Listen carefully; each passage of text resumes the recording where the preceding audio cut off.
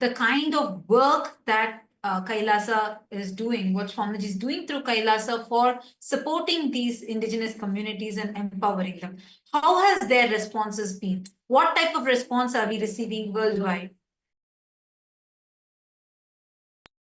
Actually, the response has been overwhelming and so welcoming.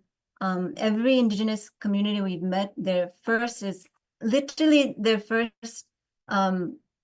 remarks are, we feel God has sent you. We feel that you are here to help us. It's exactly what we need. Our community is suffering.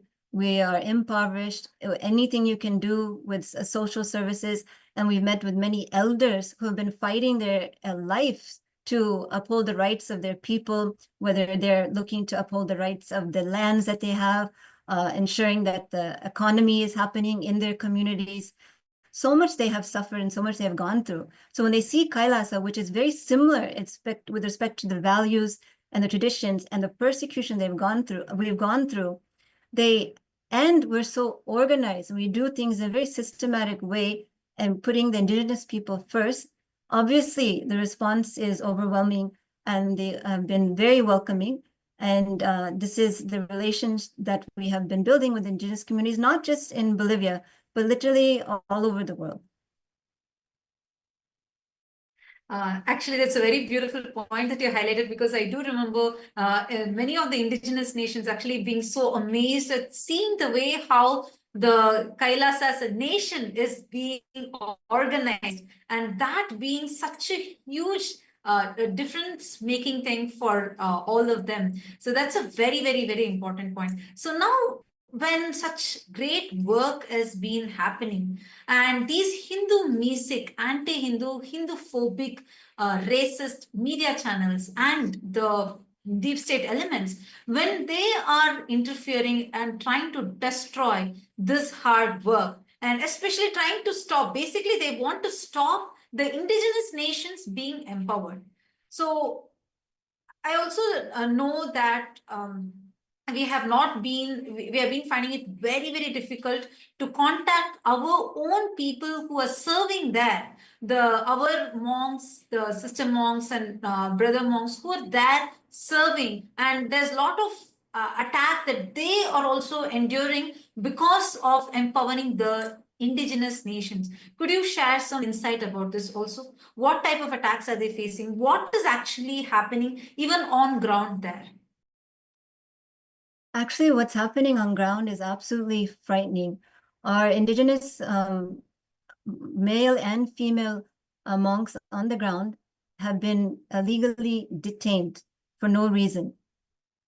There's no sort of arrest warrant, there's no court order, there's absolutely no information released about them.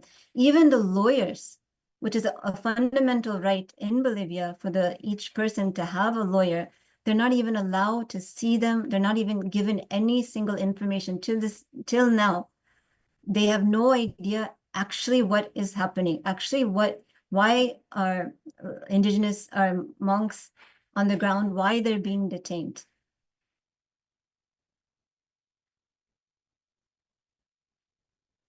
In fact, here I would like to speak about how the various details on how our monks, how our delegates in Bolivia who were there on the ground were actually attacked by the various deep state elements who were there and were actually at gunpoint threatened to their entire life. And things actually began when the various deep state news articles and media started publishing false information about Kailasa and Kailasa's intentions and how the indigenous were working. And in fact, if we look at it on the other side, the indigenous local presidents of the indigenous nations were completely in support and in favor of Kailasa. And that is how it started. And the next day, when our various different delegations wanted to go over to the purchasing of their basic necessities, what happened was at the port to depart for Santa Ana, a municipal truck had come through, and they stopped the delegates from moving. This happened right at the morning, around 9 a.m. in the morning. And from 9 a.m., the truck was stopped, and there were various mobs who had actually come in. And the first person to arrive and show up was actually the mayor. The mayor had actually come in with his goons and thugs, and he started calling and mobilizing other thugs in their local locality. And that is when others started coming in. And by around 11 a.m., the team, the delegation locally, had boarded the boat for them to go and get their basic supplies so that they can continue living there peacefully. But during this time, over 70 individuals, and including agitated women, encircled and started screaming and recording and holding the delegates locally at gunpoint. We'll also be projecting the images for every one of you, where you will see that they were holding rifles in their hand and they were standing there encircling our delegates who are there on the ground, and they threatened our delegates, our volunteers, from moving from that place despite no wrong on their part. And our delegates, these monks, also have humanitarian visa in Bolivia, and they're all legally approved by the immigration to serve and to conduct various humanitarian services which are there. But despite all of this, our delegates on the ground were threatened, they were manhandled, they were literally pushed out of the boat with the idea to eliminate them on the ground itself.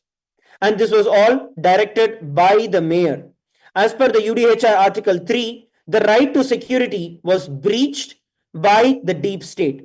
And ICCPR Article 12 very clearly states about the freedom of movement. And over that, the local authorities, the deep state unlawfully blocked the departure of our delegates, despite valid visas that they held in their possession, and holding rifles and guns and holding us at gunpoint. So this is what happened early in the morning between 9 to 11 a.m. And in the scorching sun, they had tried to push them away into the water, trying to kill them on the spot. And at around 11:30 a.m., while boarding the boat, the mob members pulled out the bags of our delegates, our monks, and they started threatening, they started shoving one of our delegates. They were grabbed and beaten on the ground, causing them to fall on the ground, puncturing their foot, causing them to bleed. And all of this was intervened by a couple of our other delegates so that they are stopped from being dragged and pushed into the water and being terminated. This is what was going on the ground. And these are all the monks of the sovereign order of KAILASA, Nithyananda. It is these monks who went there, giving up all their life, giving up all their so-called wealth and everything just to serve people, just to serve the community. And this is what they had faced. And the persecution that we went through, that we have been going through even now as we speak, is just tremendous. When we look at it, one of the other monks, the necklace was ripped off. The necklace was ripped off the neck. It was not removed, it was just ripped off the neck, which hurt, directly started bleeding the delegate, the monk who was there. And they were specifically left in the scorching sun so that they would have sunburns.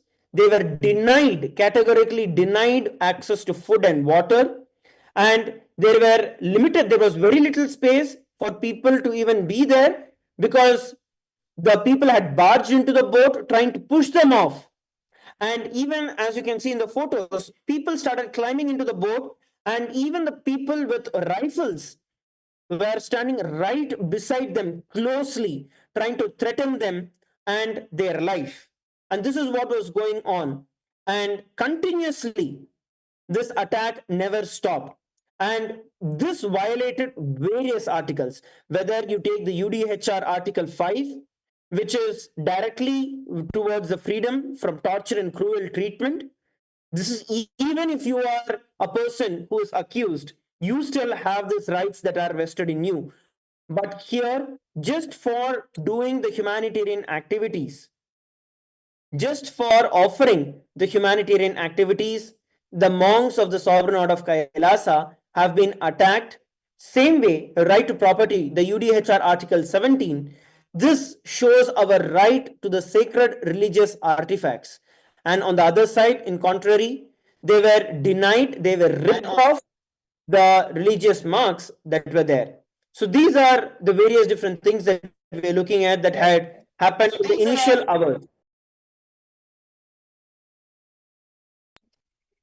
So just to understand this, our monks who were there on humanitarian visa because they're just there to serve, and they were, whatever they were doing was only services, and the people that attacked, these were not the indigenous people, right? So these were the people, another a group of henchmen with rifles who have been driven by the anti-Hindu, Hindu-Mesic elements and anti-indigenous groups, the racist groups that had actually come and attacked our sannyasis who are there merely just to do the services. And actually, one very important fact I would also like to state here is that till now, we are not able to contact many of our monks who were there just to serve. They have been illegally detained, which is completely against the international laws and even violates many of the laws of the very government there itself. You can see here how our monks have been circled with people. And you can see mob gathering here, and you can see how our monks who were serving, the very monks who were serving, this video actually shows to all of you how the very monks who were serving there, doing the service to the country there, they're all surrounded and mobbed by so many people that are gathering that each of these were directly the entire thing was directly enacted by the deep state elements who actively came on ground and harassed the monks and threatened the monks at the gun point. And you can see our monk here is pleading. He's actually folding his hands and he's pleading the people there. And continuously you can see so many people, mob gathering around, and our monks trying to explain to them the whole situation, and press and media.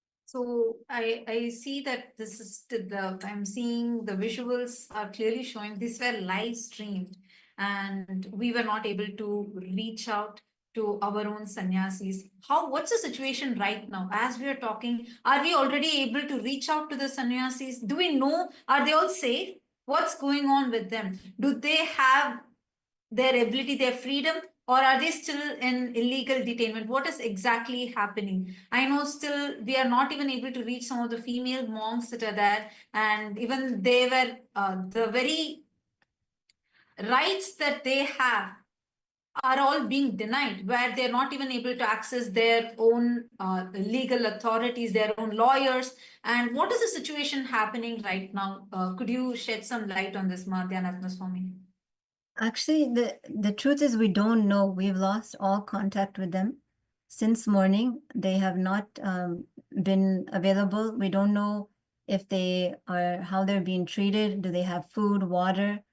We don't know the situation. And of course, it's very concerning.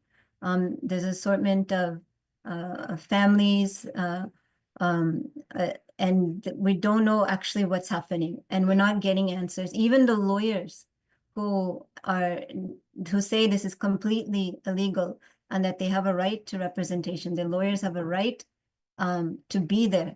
They have a right for their lawyers to be there. but the lawyers were not allowed in when whatever investigation was happening, and they have no information. They're just saying we don't know, and they're just waiting. So it's a very an insecure situation right now. We don't know what's happening. We don't know where it's headed. And we call on all members of the indigenous community, international community, to stand up and ensure that this persecution stops right now and they're released.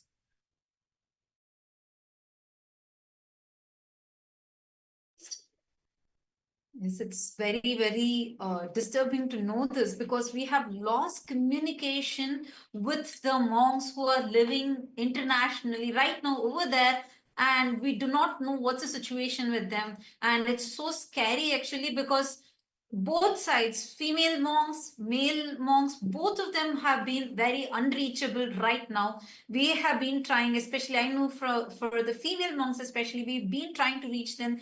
We've been trying to establish communications with them. Even their own lawyers are not being let to meet the people on ground. And this is something frightening, because this is completely against the laws. And most importantly for us to remember, these are the monks who are from various different countries, well educated, from various different backgrounds, who have left everything and come there to serve the people, to serve all the indigenous people.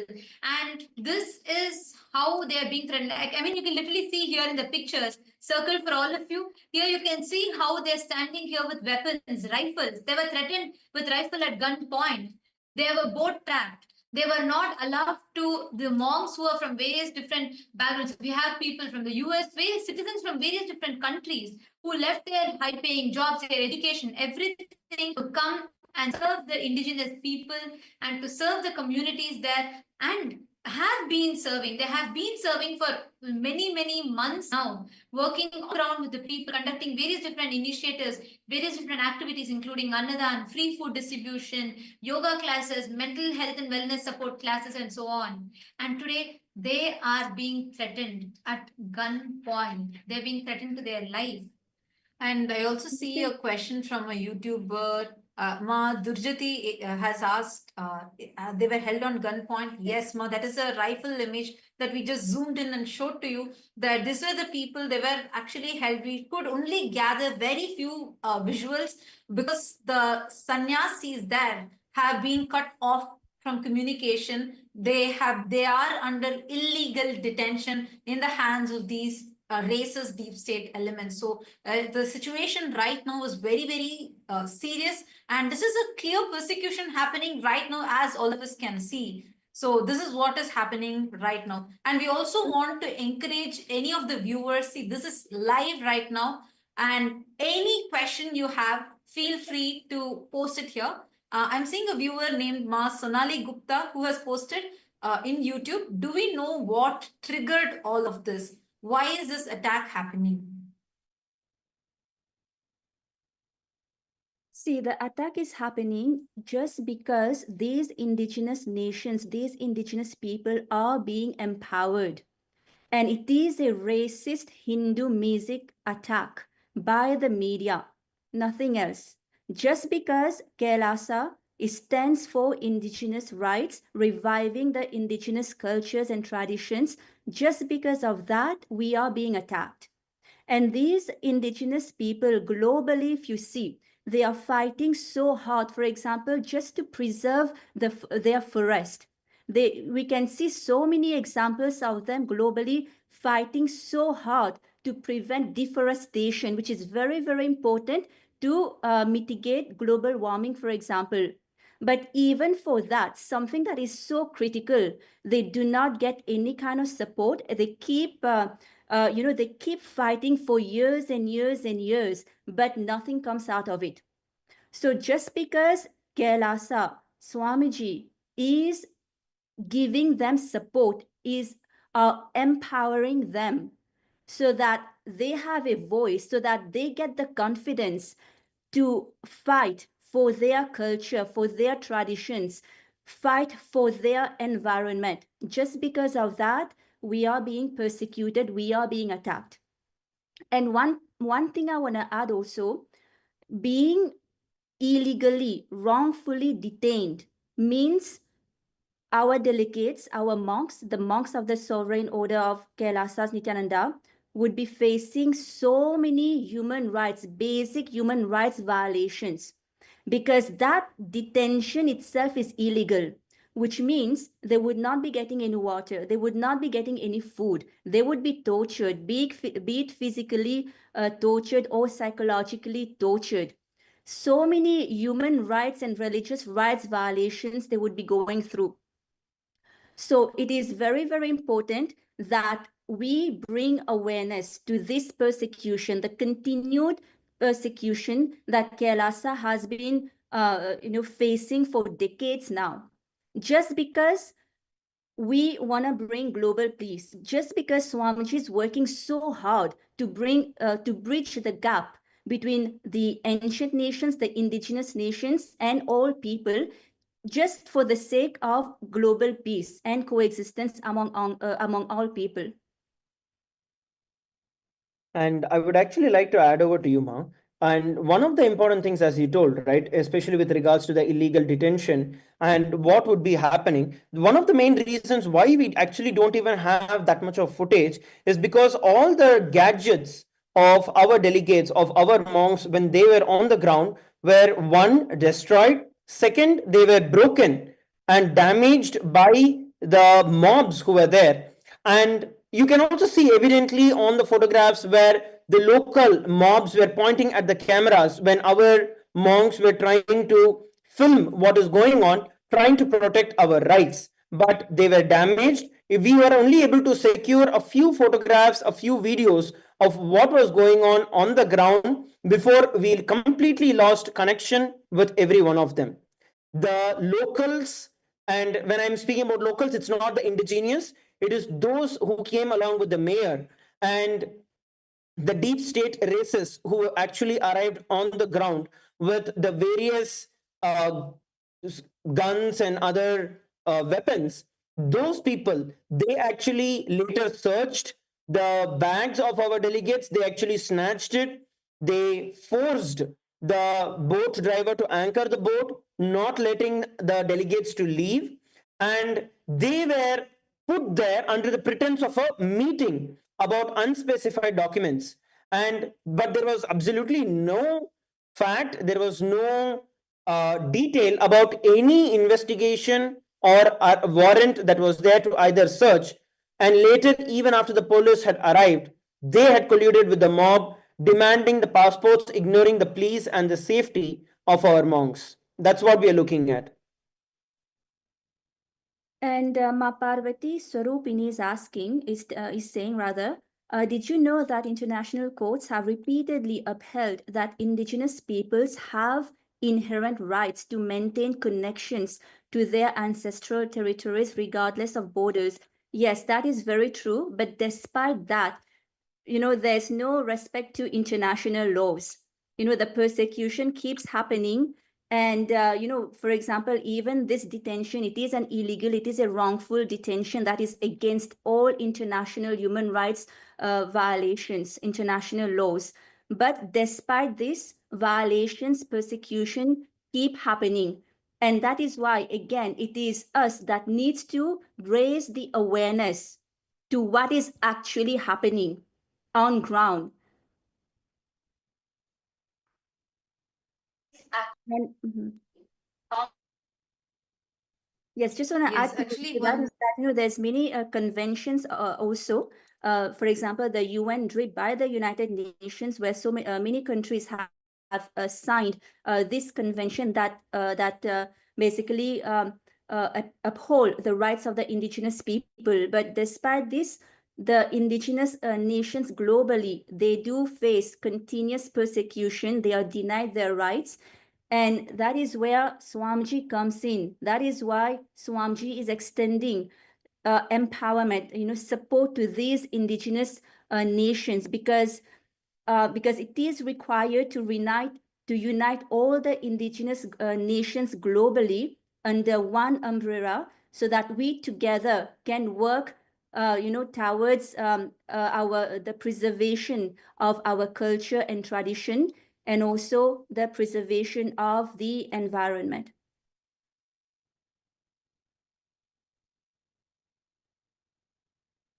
as you had very rightly put it over here, Ma, one of the main other reasons why we are also looking at this is because the reason that it is not just local forces. I think one of the questions that we are also receiving is that uh, is it just the local forces who are behind this, or is there some other local political power play that is responsible, or is it deeper than that?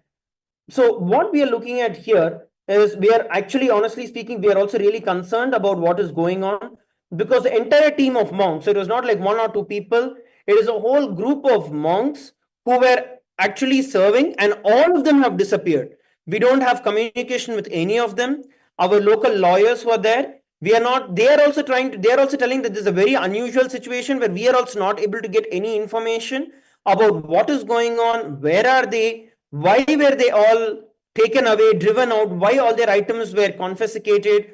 Still, we do not have any clue about what is going on. The only thing that we know is that this is racist, the deep state racist elements who are against the indigenous and against Kailasa who are facing this. I also want to put it here on record that even the indigenous nation presidents are receiving continuous death threats and are also facing the same persecution that Kailasa's monks and Kailasa's delegates are facing, which very clearly shows how the media is twisting everything and presenting to the world, where on the outer image they are trying to show that they are the people who are voicing out for the indigenous, but in the inside, when we look at the facts, their own people are also detained, they have also disappeared, and we do not know what is the situation that is going on right now.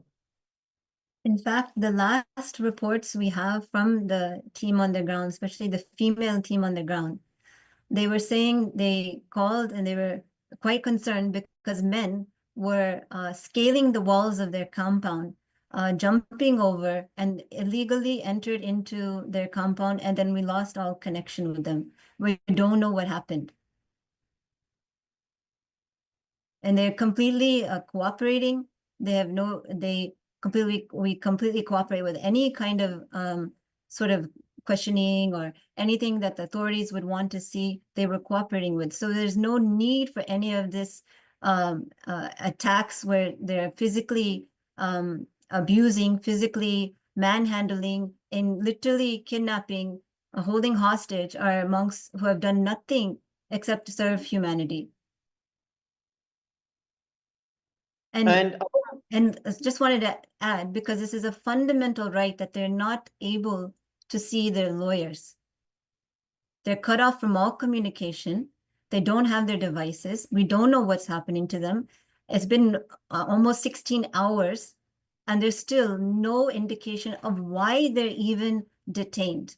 There's not a single written document, any kind of court order, any kind of arrest warrant. Nothing has been provided. Nothing has even been spoken to, even to the lawyers, who typically say this. They say this is not normal. This is illegal. This is completely illegal that the lawyers cannot see their clients. In fact, if we look at this on the other side, Kailasa has not done anything illegal. Everything that Kailasa has done is completely in law, in the rights as per the constitution. In fact, even the agreements that have been signed by Kailasa are protocolized, they are notarized, they are apostle agreements which are there. And despite all of this, even though there is nothing illegal done, when I'm speaking about notarized and protocolized, that basically says that it is publicly available records, it's publicly available documents, and which is also being directly apostilled by the government as well of Bolivia. So this shows that we have nothing illegal. We are completely in the legal framework of Kailasa. It is the US organization of Kailasa, which is based in the US, that has signed these cooperation agreements with the local indigenous nations to provide them with the services. But what we are looking at here is absolute human rights violation by the Hindu-phobic, anti-indigenous, racist, and deep state fellows who have been continuously attacking Kailasa, monks of Kailasa, monks of the Sovereign Order of Kailasa, and they are illegally kidnapped. And as Dhyanatma Swami had shared, I would like to reiterate, we are not allowed to contact our lawyers. our lawyers on the ground are not able to reach out to our delegation, to our monks, and we do not know what is going on, which is absolutely against all the international norms and protocols.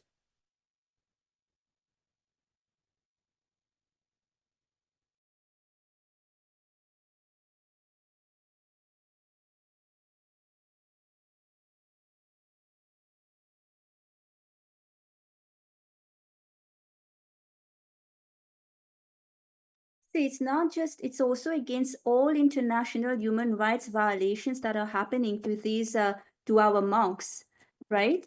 And, these agreement that was signed, that, as you said, we are doing everything legally. The documents have been apostilled, they've been notarized. And despite this, the persecution is, keeps happening.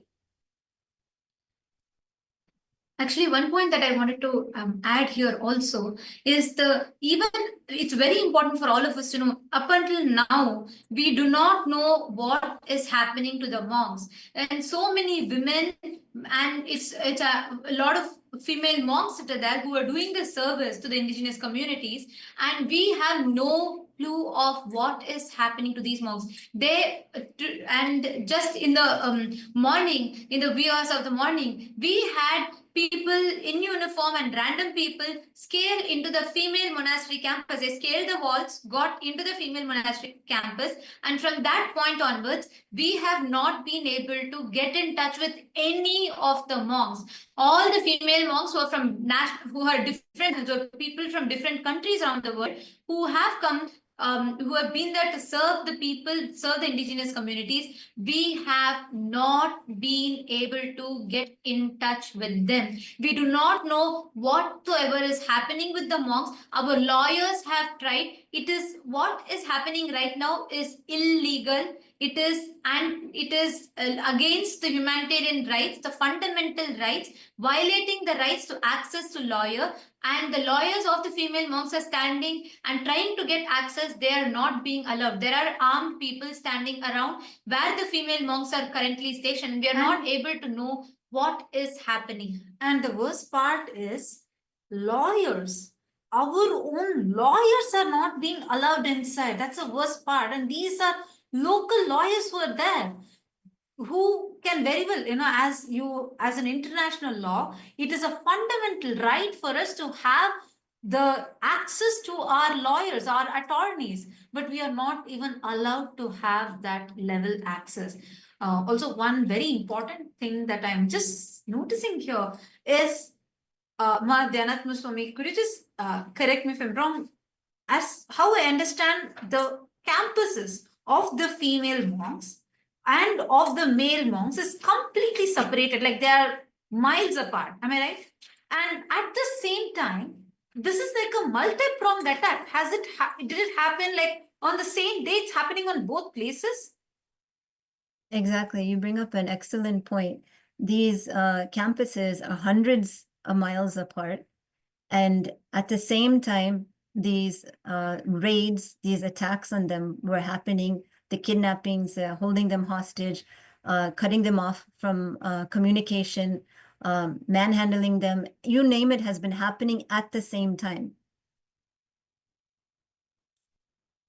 And This is another thing I would like to add in over here to Dhyanatma Swami is that it's actually a very important point that was brought up. And in fact, given that Kailasa's delegation, Kailasa's monks locally have been serving various different indigenous nations. So it's not just one indigenous nation that Kailasa has been serving, but several indigenous nations have been served by Kailasa continuously.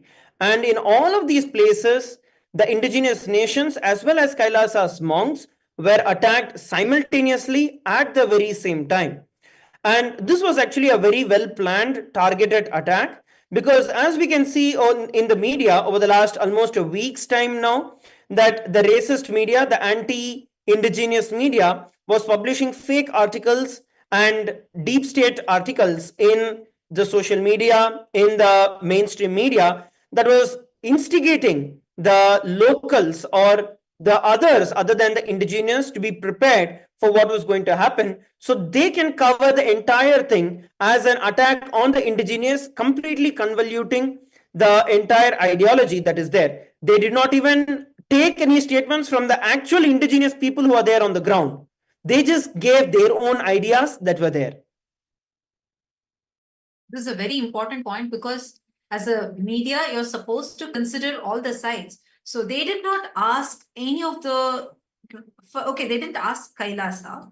They did not even consider or consult with the indigenous people, and they had their own narratives prepared. Actually, this is only exposing a deeper level attack that is happening. It's a deeper level conspiracy. And let alone asking, one important point that I want to mention here is this: they are instigating the mob to attack our monks. The mob is being instigated very systematically. This whole persecution that is happening right now, it is against all the indigenous communities, and very actually these deep state elements are instigating the people, the mob, against the monks there, and they are being physically assaulted and attacked. We have multiple media, live media right now covering as the attack is happening, but unfortunately the narratives that is being spread is completely false, and like hate speech is being spread and demonizing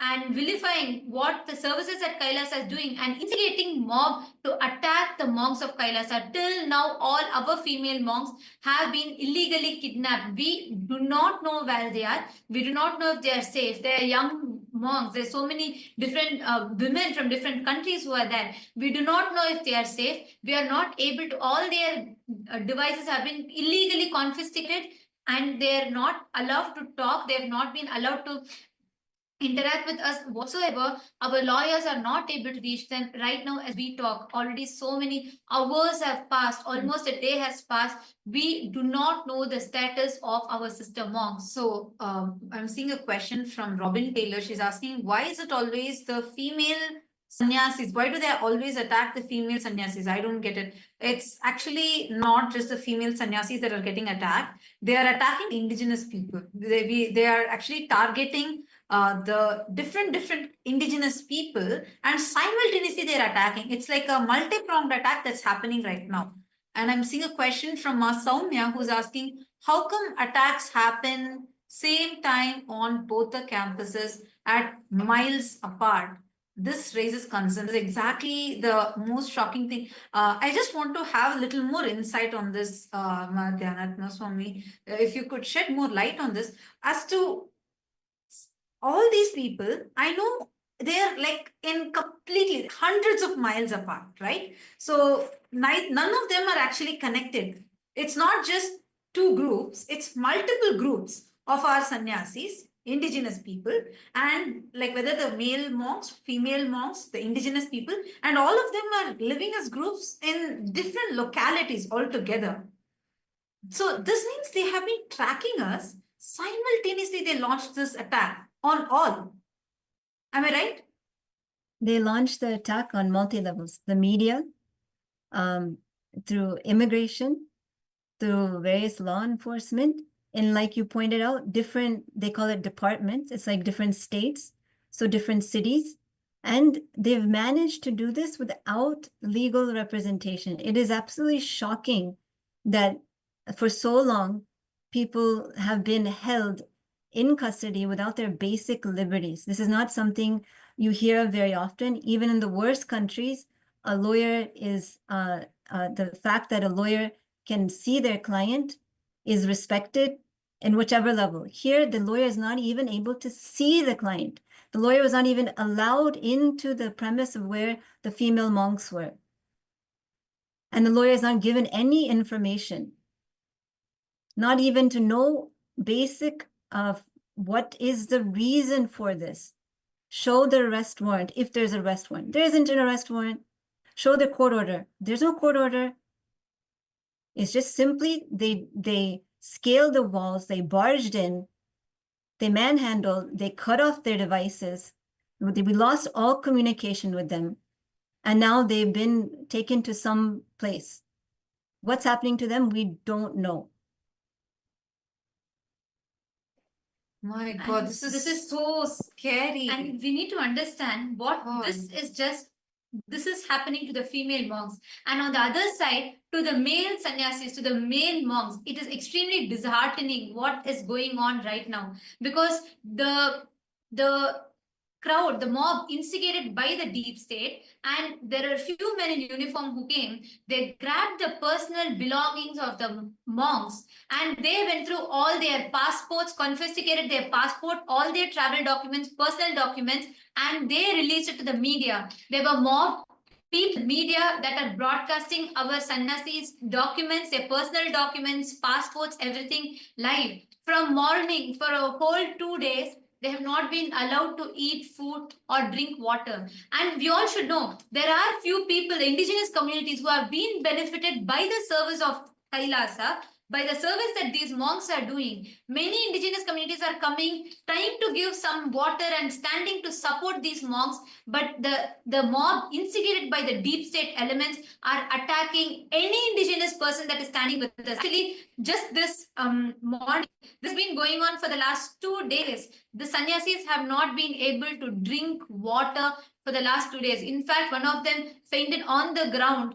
One of the male monks, he fainted on the ground, not being able to have access to water. When indigenous people who have been benefited by our services came in support, they were also attacked by the mob. These sannyasis were manhandled. When they were on the boat, they were first trapped on the boat, and they were grabbed by the crowd outside the boat, and they were made to walk for a few miles, while press, media, everyone came and covered them. And as the monks are trying to explain, their bags were grabbed from them, and all random people started going through their bags, and whatever their passports, all their travel documents, their personal documents, medical history, everything was confiscated, and they were given to the media. The media started streaming all of this, taking their personal documents and sensitive documents and showing it on live. On the other side, all their personal belongings were grabbed away from them. They were pushed, manhandled, and they were not allowed access even to have water. They literally, the sannyasi fainted on the ground because of not having even a morsel of food or water for almost 48 hours now. Yeah, and I wanted to add to that. The scene was absolutely horrifying for our male monks.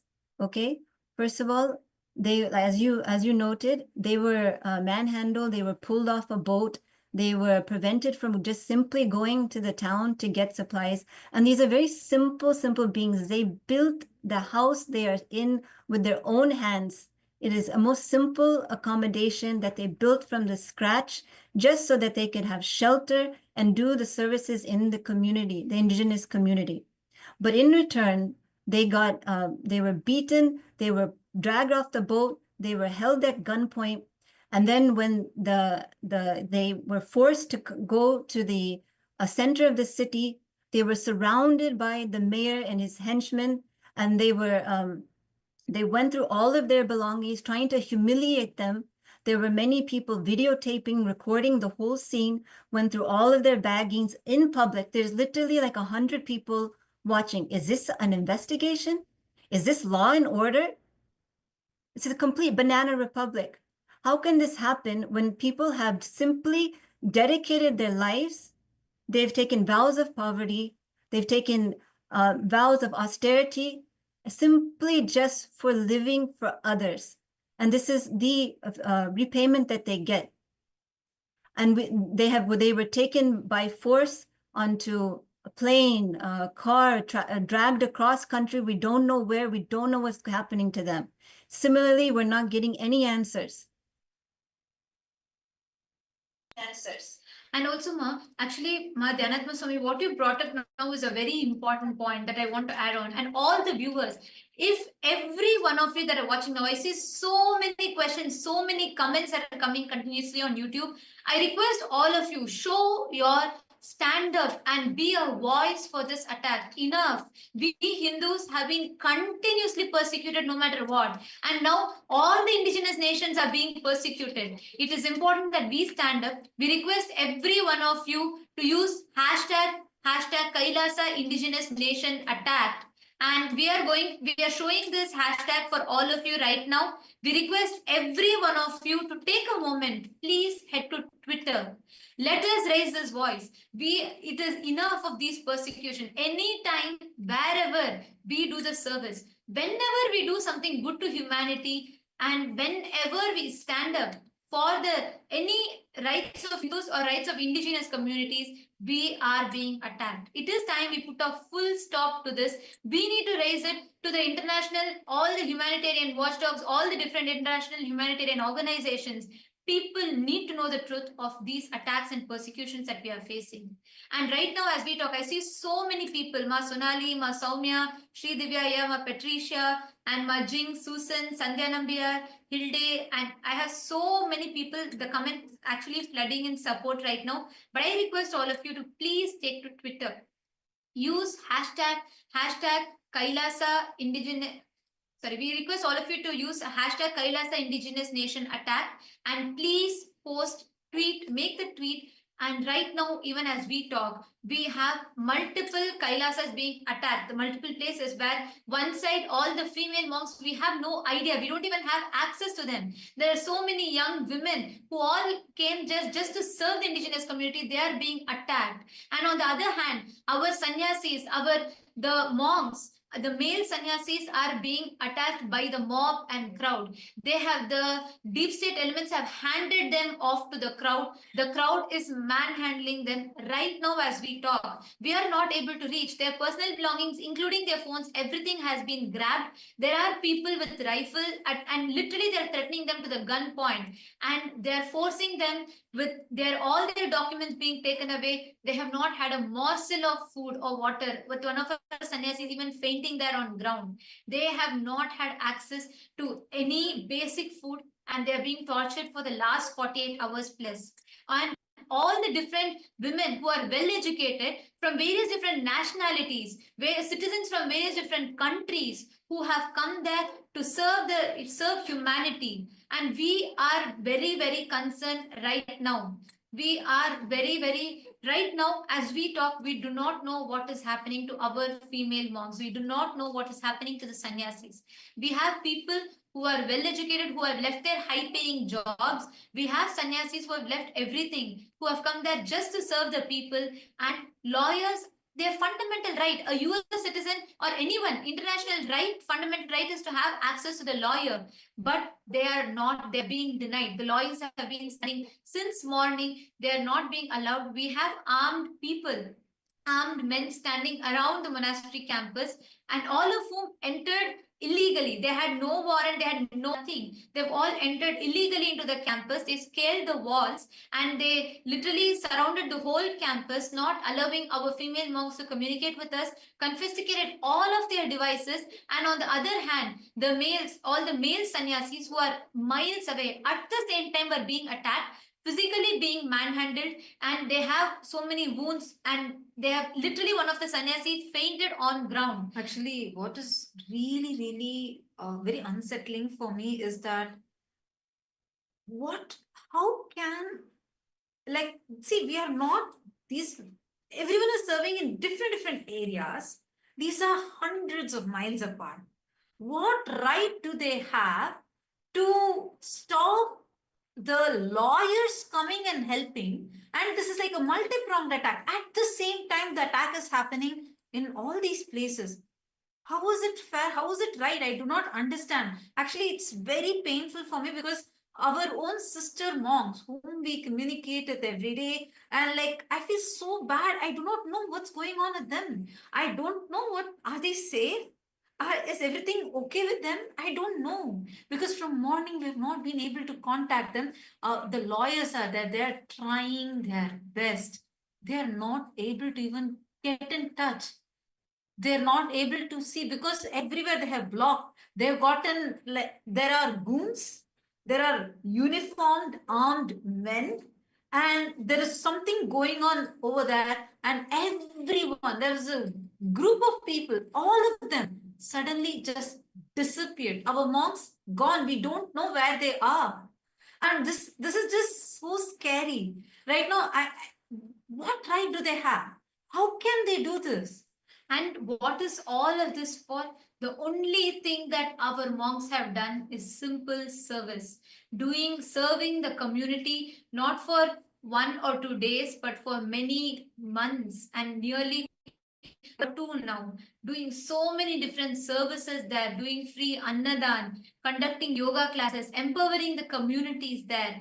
And many of the communities have been benefited by all these services that we are extending there, and doing free food services to the people in need, and conducting the sessions you all can see here in various different pictures as shown, and serving the communities there, and conducting classes, conducting yoga classes for the children, and conducting various different programs. And this is how they are being attacked right now.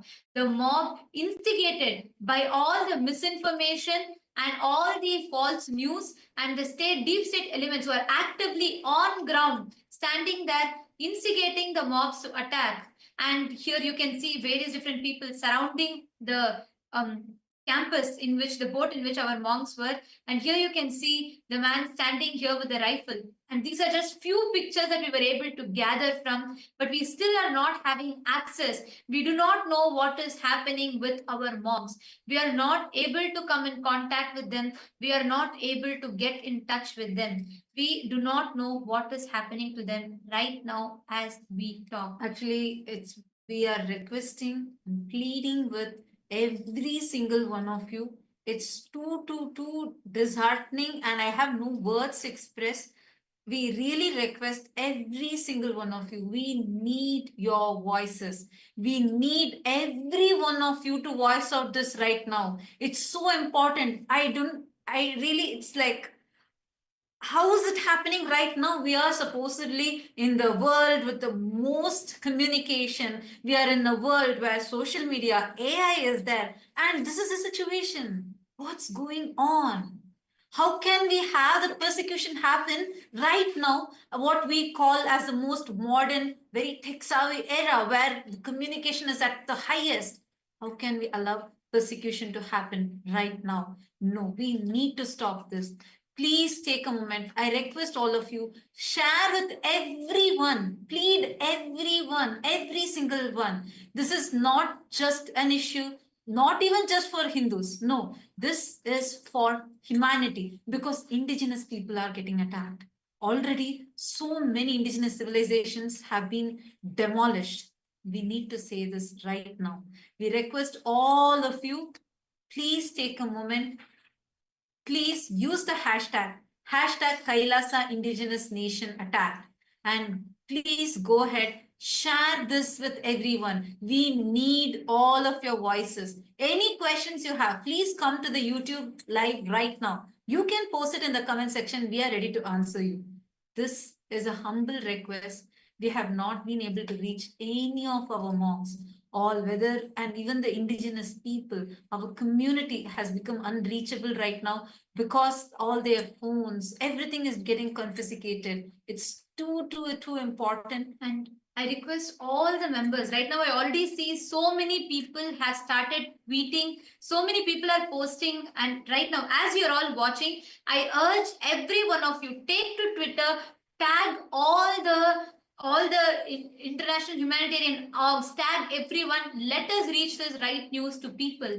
Please tag the leaders and the heads of your states and people, media, everyone in your country, in your locality. Let us take this to the world right now. And I already see many people tweeting here. Ma Ekapada Shaktini has posted, KAILASA is a legitimate nation focused solely on global peace. Absolutely right, Ma. With the years of service that Swamiji has done, we can clearly see the only goal for KAILASA has always been and will always be for serving the humanity. Ma Medellin Portuguese has posted, the rights of indigenous people have been trampled on and violated for centuries. And this attack is no different. KAILASA stands up and defends their rights. And for this, we are now being targeted again.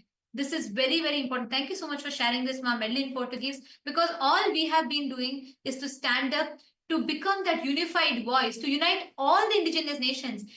for so many years, decades, generations now, the indigenous groups have been persecuted and targeted, singled out. In fact, if we take various different countries in South America, North America, both, 99% of these indigenous communities have lost their lands. Their land, whether they have been victims of land grabbing, they have been victims of persecution, attacks, killing, genocide, ethnocide, and they have been attacked of cultural delegitimization and so many things. To this day, there is no platform for these indigenous people to go and request or stand up or ask for their rights.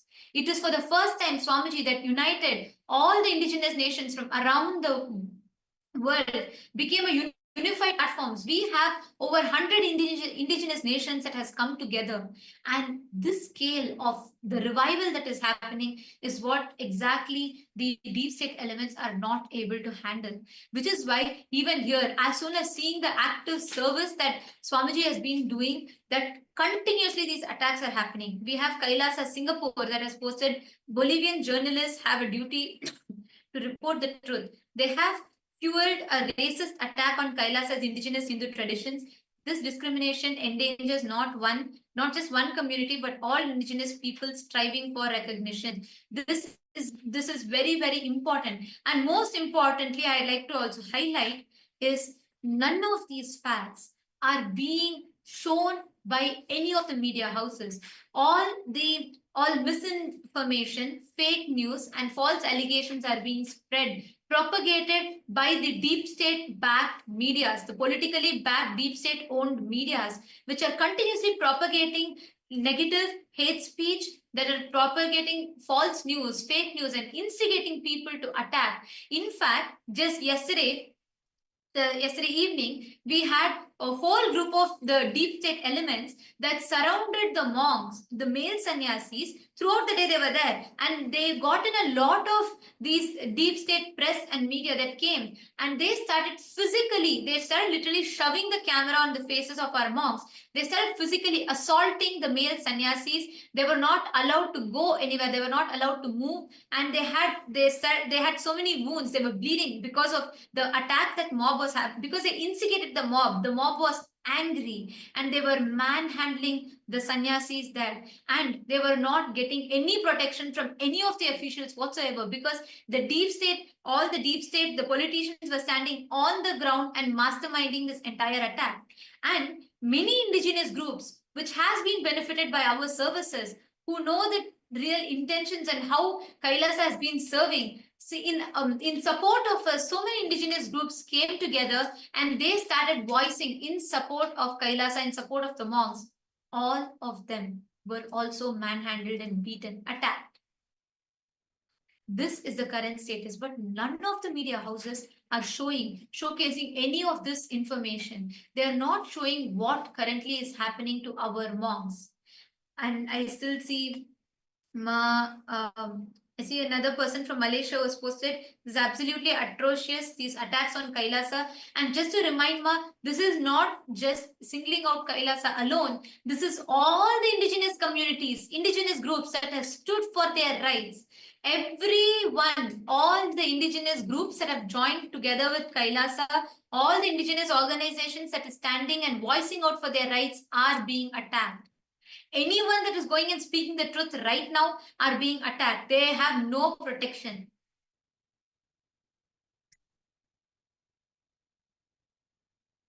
Actually, a very important thing right now is what's happening right now, as all of us are talking, is understand, as we were mentioning, this attack which is happening is being done on many of the indigenous nations, and every indigenous nations that are standing, voicing out even to support the people who are getting attacked.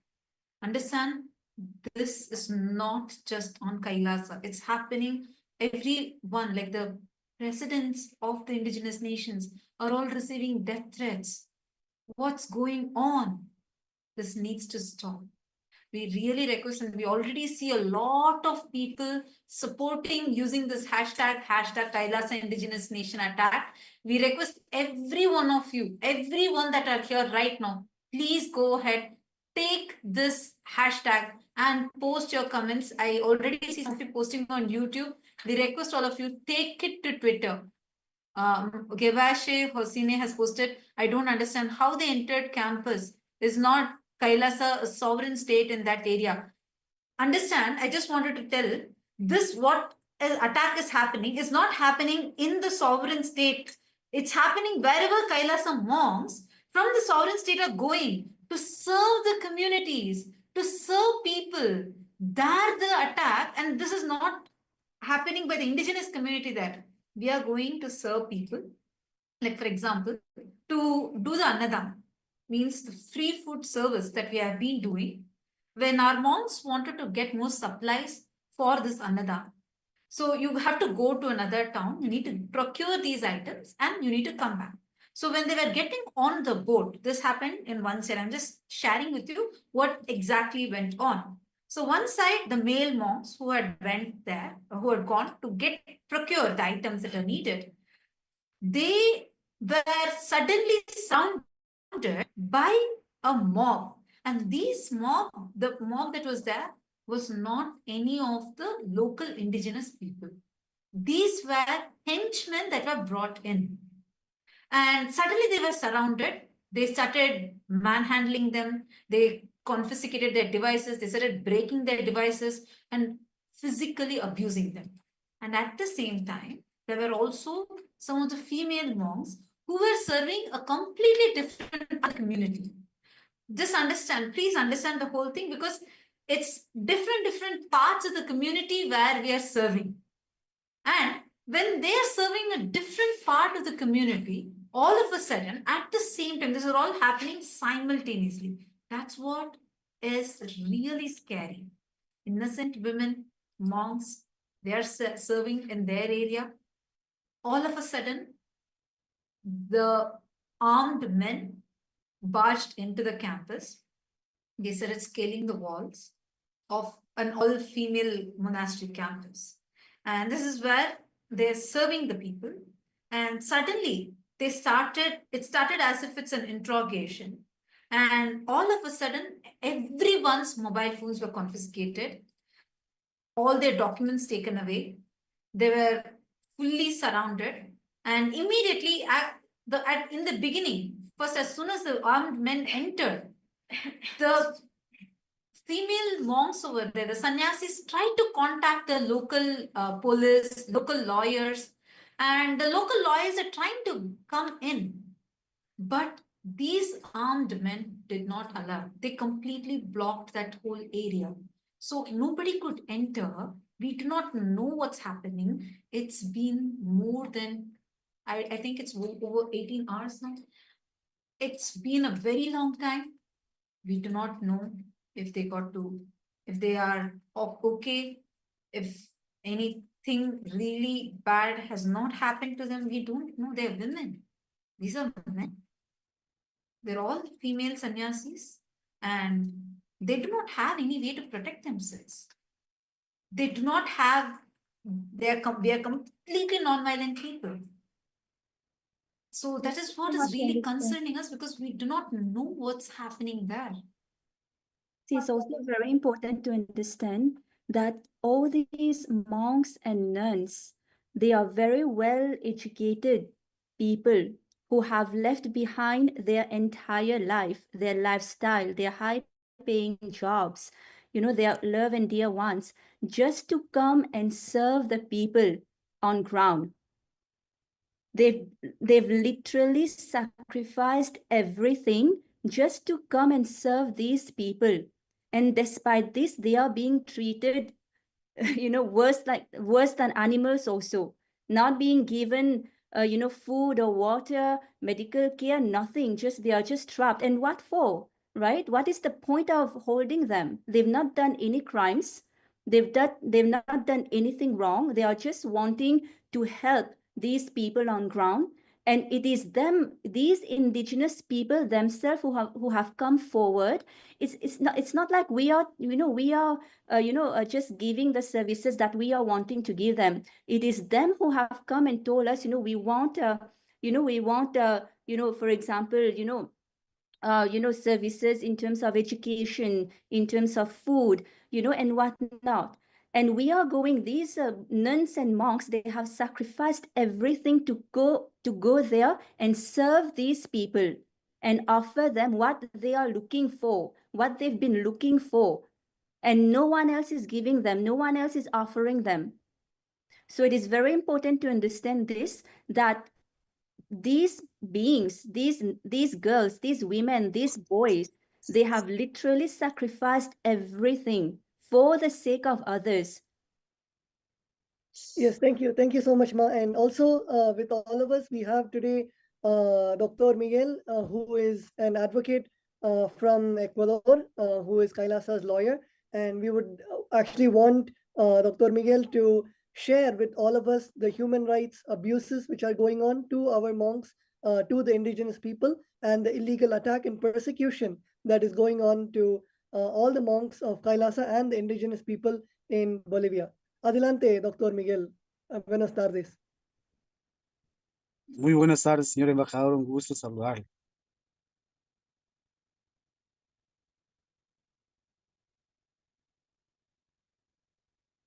Hola. Sí, escucha. Podemos Perfecto. empezar, doctor Miguel. Sí. Bueno, lo que debo comentar es que las personas son monjes, son sannyasis que han llegado a las comunidades indígenas ancestrales de Bolivia para realizar trabajo humanitario, servicios de yoga, servicios de educación, de salud, ¿sí? Sin embargo, por prestar estos servicios han sido mal observados por algunas personas de algunas comunidades que, desconociendo la realidad de los servicios que prestan los monjes, los sannyasis de KAILASA, los han retenido de forma injusta, ¿sí? Ahora tenemos conocimiento que los monjes están retenidos sin ninguna justificación por parte de migración, por parte del gobierno de Bolivia. Es decir, los han trasladado desde las comunidades hasta el Beni, a la migración de Beni. En otro caso, el domicilio donde vivían o residían ha sido allanado. Sin embargo, hasta la presente fecha y hora, se desconoce cuáles son los cargos que se imputan o se acusan a nuestros monjes o sannyasis, ¿sí? Entonces, estamos en esa situación de averiguar cuál es la situación jurídica de los monjes de KAILASA. Como dije, e insisto, ellos lo único que han hecho es prestar servicios gratuitos, servicios humanitarios para los pueblos originarios de Bolivia.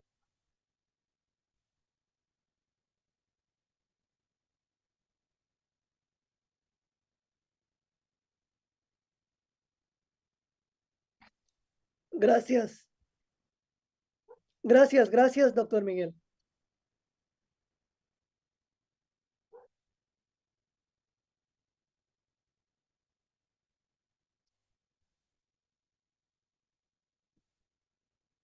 ¿Alguna ¿Te pregunta, por gustaría favor? compartir más? Sí. Bueno, efectivamente.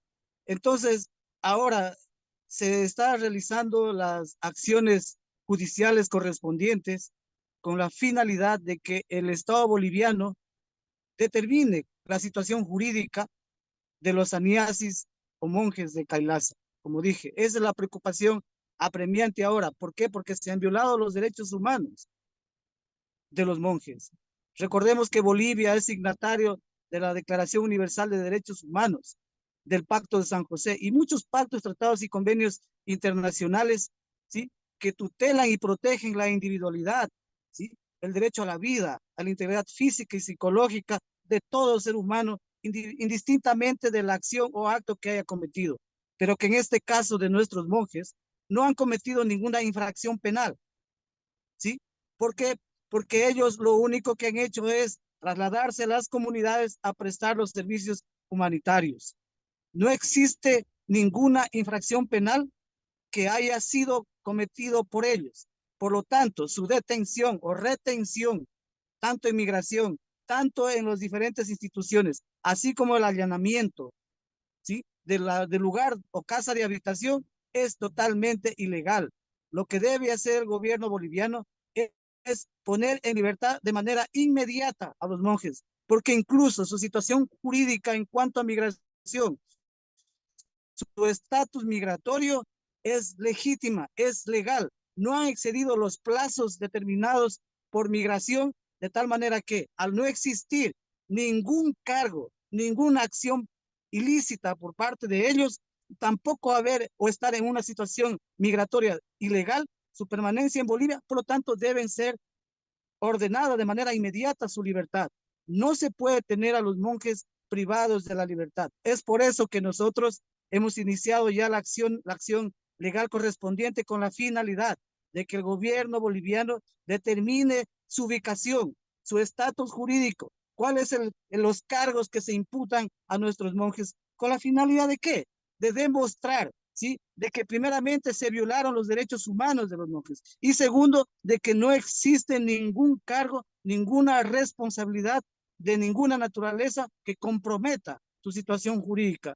Por lo tanto, nosotros vamos a exigir que el Estado boliviano, ¿sí? No se deje llevar, ¿sí? No se deje llevar por las falsas acusaciones que salen en redes sociales, como que KAILASA ha comprado tierras, como que KAILASA tiene tierras para explotar a los pueblos indígenas, para explotar recursos naturales. KAILASA lo único que hace es proteger los derechos culturales y ancestrales de los pueblos indígenas. Por eso ha enviado a los monjes a sus territorios, ¿sí? Para que ellos trabajen conjuntamente con los pueblos indígenas y así en algún momento puedan también llegar a tener conocimiento, ¿sí? En todos los aspectos y puedan tener una vida digna. Nosotros no nos involucramos en actividades políticas, ¿sí? Lo único que nos mueve a nosotros es apoyar y trabajar con las comunidades y pueblos indígenas del mundo.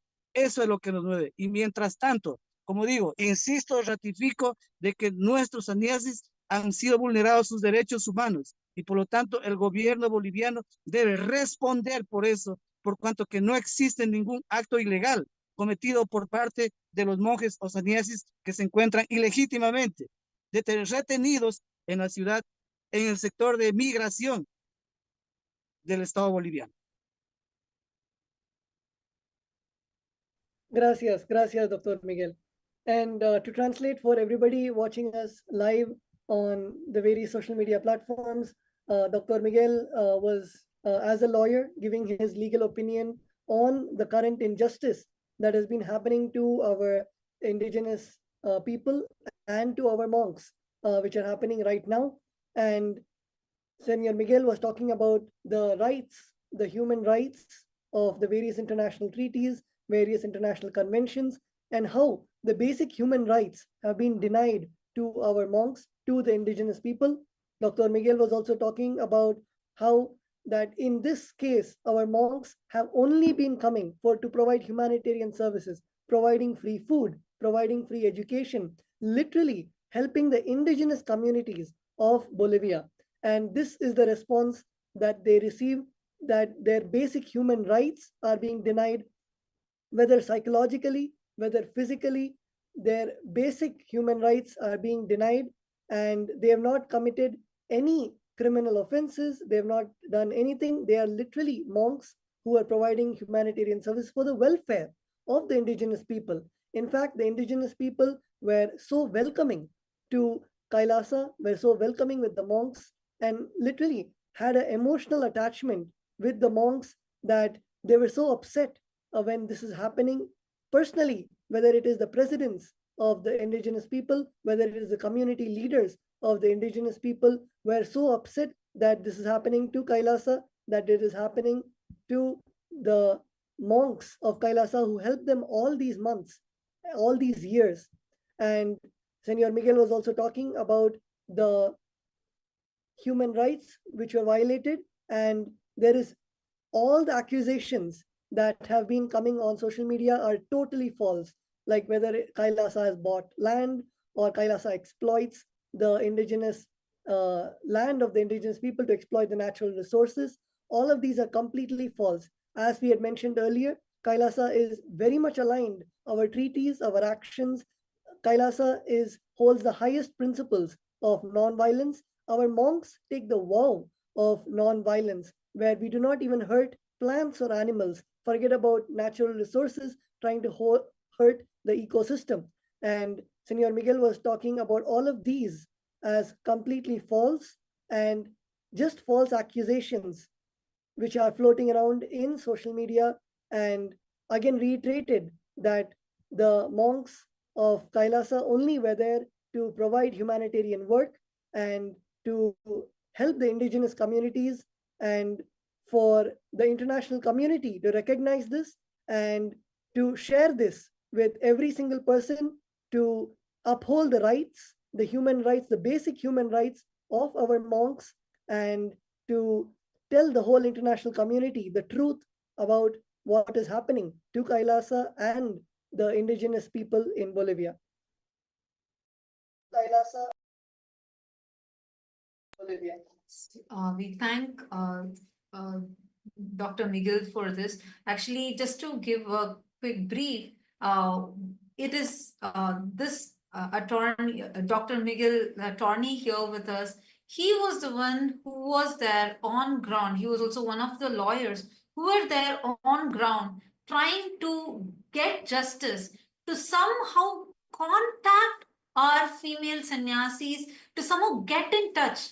Until now, unfortunately, we have not been able to contact them. We do not know what is happening. He, as a lawyer, tried multiple times, and even many of the lawyers locally that are there are been trying to get in touch somehow to know what's the situation with the monks, to know what is happening. And he has been continuously trying to tell the truth to the media. But unfortunately, the Hindu-phobic, Hindu-mesic, anti-indigenous media is completely projecting only the lies, and they're not taking any of the statements, neither of Kailasas, nor of the lawyers, nor of the indigenous people. So the situation right now is getting really, really concerning. And also, as Senor Miguel just highlighted a very important point, he said that how currently the monks' human rights are being violated. The monks that are there, all the female monastery, the members, the female monks who are there, and the male monks both, their human rights have been violated. They have been deprived of food. They are being illegally kidnapped. We do not know where they are. And all the Hindu-mesic, Hindu-phobic media houses are inciting hatred, instigating the mob against the monks, which is very, very serious, because there is no one there on ground who is protecting the monks. The deep state elements, the Hindu-mesic, Hindu-phobic deep state elements on ground are actively instigating the mob to attack our innocent monks who have been there only of service to the countries and serving the indigenous communities there. And as Senor Miguel also highlighted that how currently they're not able to access our monks. They're not, the legal team on ground is trying to reach. The basic fundamental right to access to lawyer is being denied. As you all can see, he's a renowned lawyer who's here with us on live, who's telling right now on ground, from the ground, he's reporting where he's not able to access the people. He is not able to get in touch. And this is the current scenario. There's so much of hate speech, racist, anti-Hindu hate speech being spread by Hindu-mesic, Hindu-phobic elements actively, which is completely masterminded, orchestrated by the deep state elements. We have seen this happen time and again. No matter which place we go, wherever, when there is service happening, and especially when it comes to empowering the indigenous communities, especially whenever it comes to empowering, serving the women, empowering indigenous communities, we are being attacked. And today, along with Kailasa, 100 other indigenous nations that are standing with Kailasa right now as we speak, every single one of us are being attacked. The heads of the various different indigenous communities are standing with Kailasa and supporting Kailasa, and anyone that comes in support of Kailasa, what the services that Swamiji is doing through Kailasa is also being attacked. This is the life scenario. This is what is happening right now as we talk. It is important that we, all the viewers, every one of you, please take to Twitter, take a few minutes and please post what your thoughts are. We are also having the inputs directly from the lawyer himself on ground, who is sharing, who is reiterating to us the gravity of the situation that is happening on ground currently. We are not able to get access to our monks. We don't know what is happening to them. We don't know if they are safe. We do not know how they are. We do not know in what condition they are in. All the monks, women, men from various different backgrounds, various different countries, walks of life, who have had who are all well educated, who have left their high-paying jobs and good jobs to come here to serve the community, to serve the humanity, are being attacked. Our lawyers are not able to gain access to their clients, to them, to the monks. This is something like it's not something I'm not understanding. How so blatantly they're able to do this? This is not something normal. This is atrocious. I have Dr. Senor, Sí, doctor Miguel, Dr. Miguel. I have a question. Doctor Miguel, una pregunta. Los espectadores quieren preguntarle al doctor Miguel, nuestros abogados no pueden comunicarse con nuestros monjes. ¿Es esto siquiera legal? No, eso no es legal en todas las partes del mundo, en todos los países del mundo.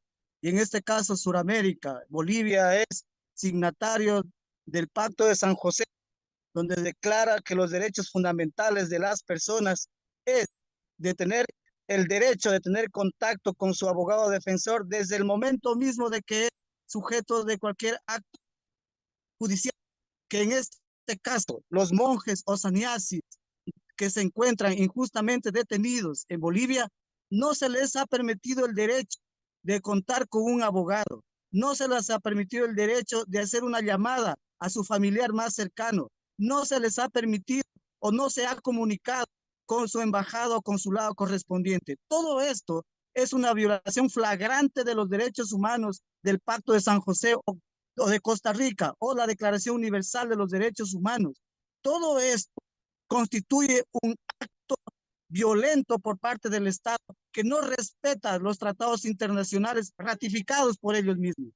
Asimismo, que no respeta su constitución de la República, que determina las garantías básicas del debido proceso de toda persona que ha sido detenida o ha sido procesada, que en este caso, como insisto, se han violado el gobierno boliviano todos los derechos fundamentales, el debido proceso, todas las garantías, por ejemplo, el derecho a la vida, el derecho a la asistencia de un abogado o de un defensor público. ¿Sí? Entonces, no conocemos la situación, si estarán vivos, si estarán muertos. No conocemos su situación psicológica, física. Entonces, todo esto constituye una violación de los derechos humanos y que nosotros debemos intentar desde ya poner las acciones legales correspondientes ante los organismos internacionales. Insisto, el gobierno boliviano, lejos de ser un Estado que respeta los derechos fundamentales, se ha dejado llevar de lo que dicen en redes sociales, se ha dejado llevar de lo que dicen los políticos, que solo buscan connotación política para hacer daño al gobierno. Y sobre de eso han perjudicado y han violentado los derechos humanos de nuestros monjes o de nuestros sannyasis que se encuentran injustamente detenidos en Bolivia.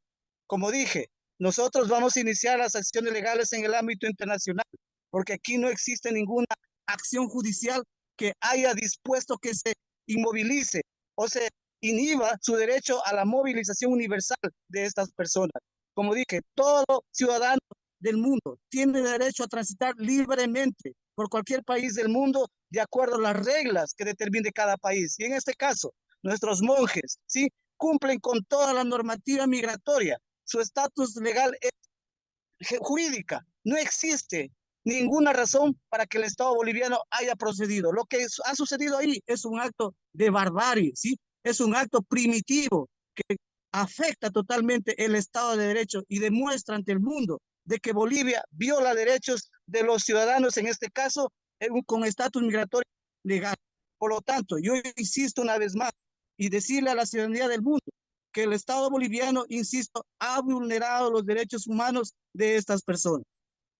Además, debo hacer hincapié en lo siguiente, que todo esto, toda esa detención ilegal no viene de una orden judicial.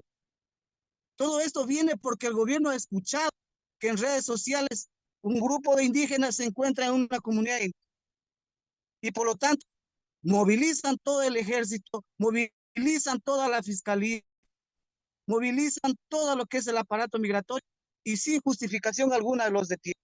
Todo esto al margen de los derechos humanos. Y lo único que han hecho los saniesis es prestar labor humanitaria. De eso, de la labor humanitaria, pueden dar fe los dirigentes de las comunidades, los capitanes grandes de las comunidades, que son ellos los que han permitido, han invitado a nuestros saniesis que lleguen a las comunidades a prestar ese apoyo humanitario. ¿Sí? Entonces, no están de manera ilegal, no han llegado de manera ilegal a las comunidades como piensa y dicen las redes sociales, porque en redes sociales se dice de todo, que nosotros compramos tierra, ¿sí? Que nosotros somos violadores, que nosotros somos defraudadores. En ningún momento ningún dirigente de la comunidad se ha pronunciado con respecto de las denuncias de KAILASA. ¿Por qué? Porque no existe motivo, porque todos los compromisos que ha hecho KAILASA con las comunidades han sido cumplidos tajantemente como se ha acordado con ellos. Entonces ustedes deben permitir también que las comunidades hablen y digan en qué momento KAILASA les ha estafado, porque eso jamás ha ocurrido, porque en redes también dice que KAILASA les ha estafado. Pregúntenle a los dirigentes de las comunidades si KAILASA les ha estafado. Nosotros hemos llegado a un acuerdo con ellos para prestarles ayuda humanitaria a perpetuidad, porque nosotros creemos que los pueblos indígenas no duran 20, 30, 40 años. Son pueblos indígenas ancestrales que han vivido en el planeta Tierra durante miles de años y van a seguir viviendo miles de años. Y nosotros lo que hemos hecho es una cooperación con territorios indígenas y pueblos indígenas que gozan del principio de la autodeterminación, no para apropiarnos de las tierras ni de los recursos naturales, sino para proteger su situación, su existencia, los recursos naturales a perpetuidad, no para ir a saquear, porque nosotros como KAILASA somos religiosos, somos espiritualistas, creemos, ¿sí? De que la naturaleza y todo debe ser conservado, porque se vive con armonía con la naturaleza, pero más no para destruir. Lo que queremos es que los pueblos indígenas mantengan sus costumbres ancestrales, mantengan su diversidad cultural, su lengua, sus costumbres, sus comidas, sus bebidas, su idioma, su cosmovisión. Y nosotros trabajamos para eso, para que ellos en el tiempo alcancen un buen vivir, manteniendo sus costumbres ancestrales. Todo eso es lo que han hecho los sanieses y por eso han sido detenidos injustamente y el Estado no responde hasta sobre la situación de ellos. Por lo tanto, nosotros, como dije, insisto en ratificar que sea dispuesto ya al equipo de abogados para que realicemos las acciones legales correspondientes por esta atroz violación de los derechos humanos que ha puesto sobre todo de que la vida de nuestros sanidades se encuentre en riesgo. Como dije, no sabemos, ¿sí? No sabemos si nuestros sanidades están aún con vida, porque no se nos ha permitido en ningún momento tomar contacto con ellos. Tengamos en cuenta que no existe ninguna orden judicial para esa retención, porque efectivamente no existe ningún cargo, porque los saniesis no han cometido ninguna infracción penal, no han cometido ninguna acción jurídica que atente a los principios del Estado de Derecho del Estado boliviano. Lo único que han hecho es trabajar incansablemente por los derechos de los pueblos indígenas de Bolivia, y así como lo han hecho en otras partes del mundo, trabajar para el desarrollo, para que nuestros pueblos indígenas tengan autoestima, para que puedan vivir con dignidad para 1000, para 2000, para 3000 años y hasta la eternidad.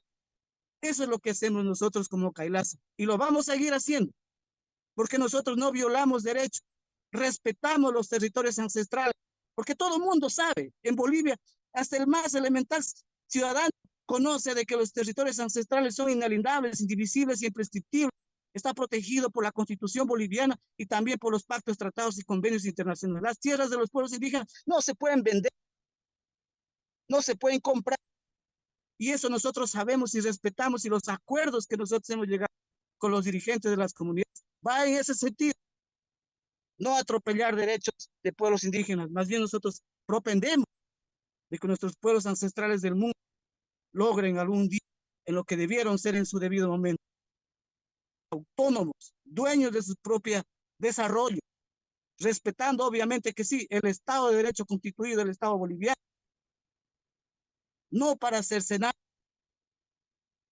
el Estado de Derecho boliviano, sino que más bien coadyuvamos a que su pueblo indígena viva o tenga una vida digna, con educación, con salud, con alumbrado. Eso es lo que nosotros hacemos. Ahora bien, debo también aclarar que dicen que KAILASA no existe. Eso también es una aberración, porque KAILASA existe. El hecho mismo que estemos allá y que todas las redes sociales manifiesten de KAILASA es porque KAILASA existe. Y nadie le puede quitar el derecho que, siendo una nación originaria de la India, reconocida por miles de años por muchos reinos, se agrupe y se constituya como lo que fue su estado o su reino antiguamente. Así como los pueblos indígenas de Bolivia han existido miles de años, han tenido caciques, capitanes grandes, pero ellos mantienen todavía su identidad, su territorio, su cosmovisión. En el caso que de la India no sucedió así. El pueblo indígena de KAILASA ya no cuenta por la persecución política y religiosa que sufrió durante miles de años. Pero eso no quita de que se reagrupe y decidan continuar con su legado ancestral. Ese derecho es un derecho internacional, es un derecho humano, es un derecho natural, que nadie puede arrancar o cercenar la ancestralidad de cada pueblo. Y eso es KAILASA. Nadie le puede quitar el derecho de lograr durante todo el proceso de que se constituya como tal en un Estado. Eso es un derecho que nadie lo puede negar. Obviamente que en este proceso van a suceder muchas cosas de persecución. Pongámonos un ejemplo, hagamos una analogía. Veamos el estado atípico de Roma. Es un estado atípico romano. Lo que aspira KAILASA a ser un estado de aquí a muchos años. ¿Por qué?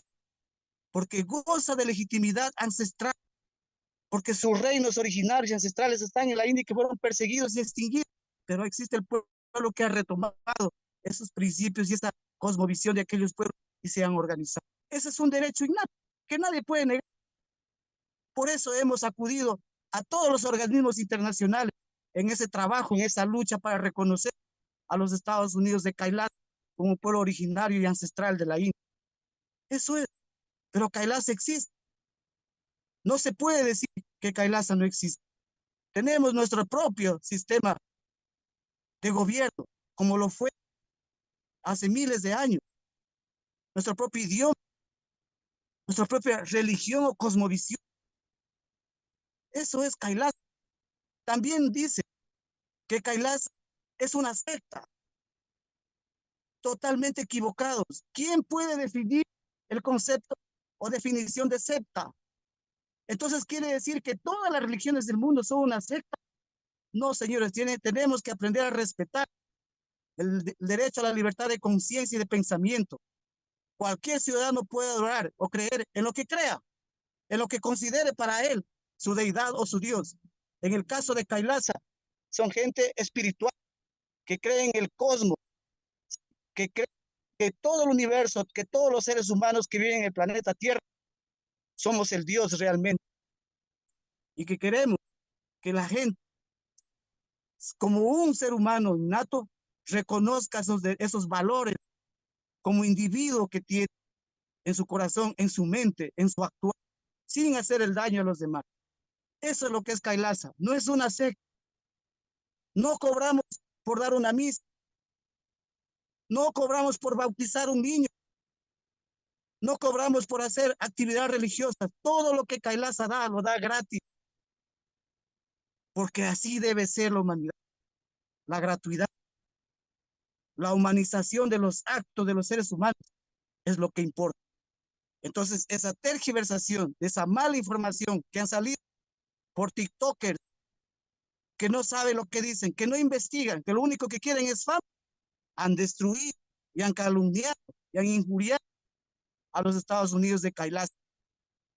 Y eso nosotros vamos a demostrar con el tiempo. Lo que sucede es que, de acuerdo a los principios de KAILASA, no son un pueblo beligerante, son un pueblo amistoso, que por eso no ha salido a reclamar. Pero esta vez ya es demasiado, por cuanto que se han vulnerado los derechos universales de nuestros sannyasi. Y esa es la aclaración que debemos hacer y que se lo haga para todas las personas del planeta Tierra, porque hay mucha mala información y mucha mala tergiversación a KAILASA, sin que KAILASA ha hecho nada. Que KAILASA ha comprado una isla en Galápagos, en Ecuador.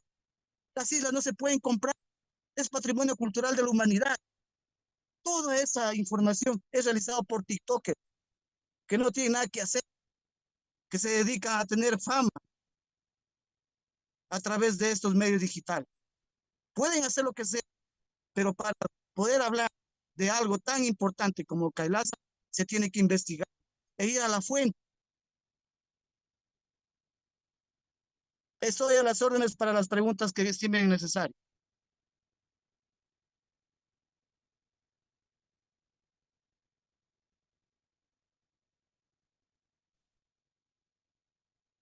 Gracias. Muchas gracias, Dr. Miguel. And to all the viewers watching us live, we also wanted to translate what Dr. Miguel was saying. To begin with, Dr. Miguel said that we had asked Dr. Miguel the question that our sannyasis, our monks, where the basic human rights were being denied, the basic legal right to speak to an attorney was being denied. And Senor Miguel has beautifully explained that this is not the case. And many countries, including the countries in South America, are the signatory of various conventions that declare the fundamental rights of people, and not having the contact with even their attorney is a denial of their basic human rights. And in this case, the monks our sannyasis have not even received this basic human right, and this human right itself has been denied. And this is a violation of the Universal Declaration of Human Rights and the various conventions that the South American states have and are a signatory of. And all these are direct violations of the basic human rights and the basic rights for every person. And all of them have a right to life, to a right to an attorney. And we don't know if they are safe, if they are well, if they have eaten, if any food, water, basic necessities have been given to all of them.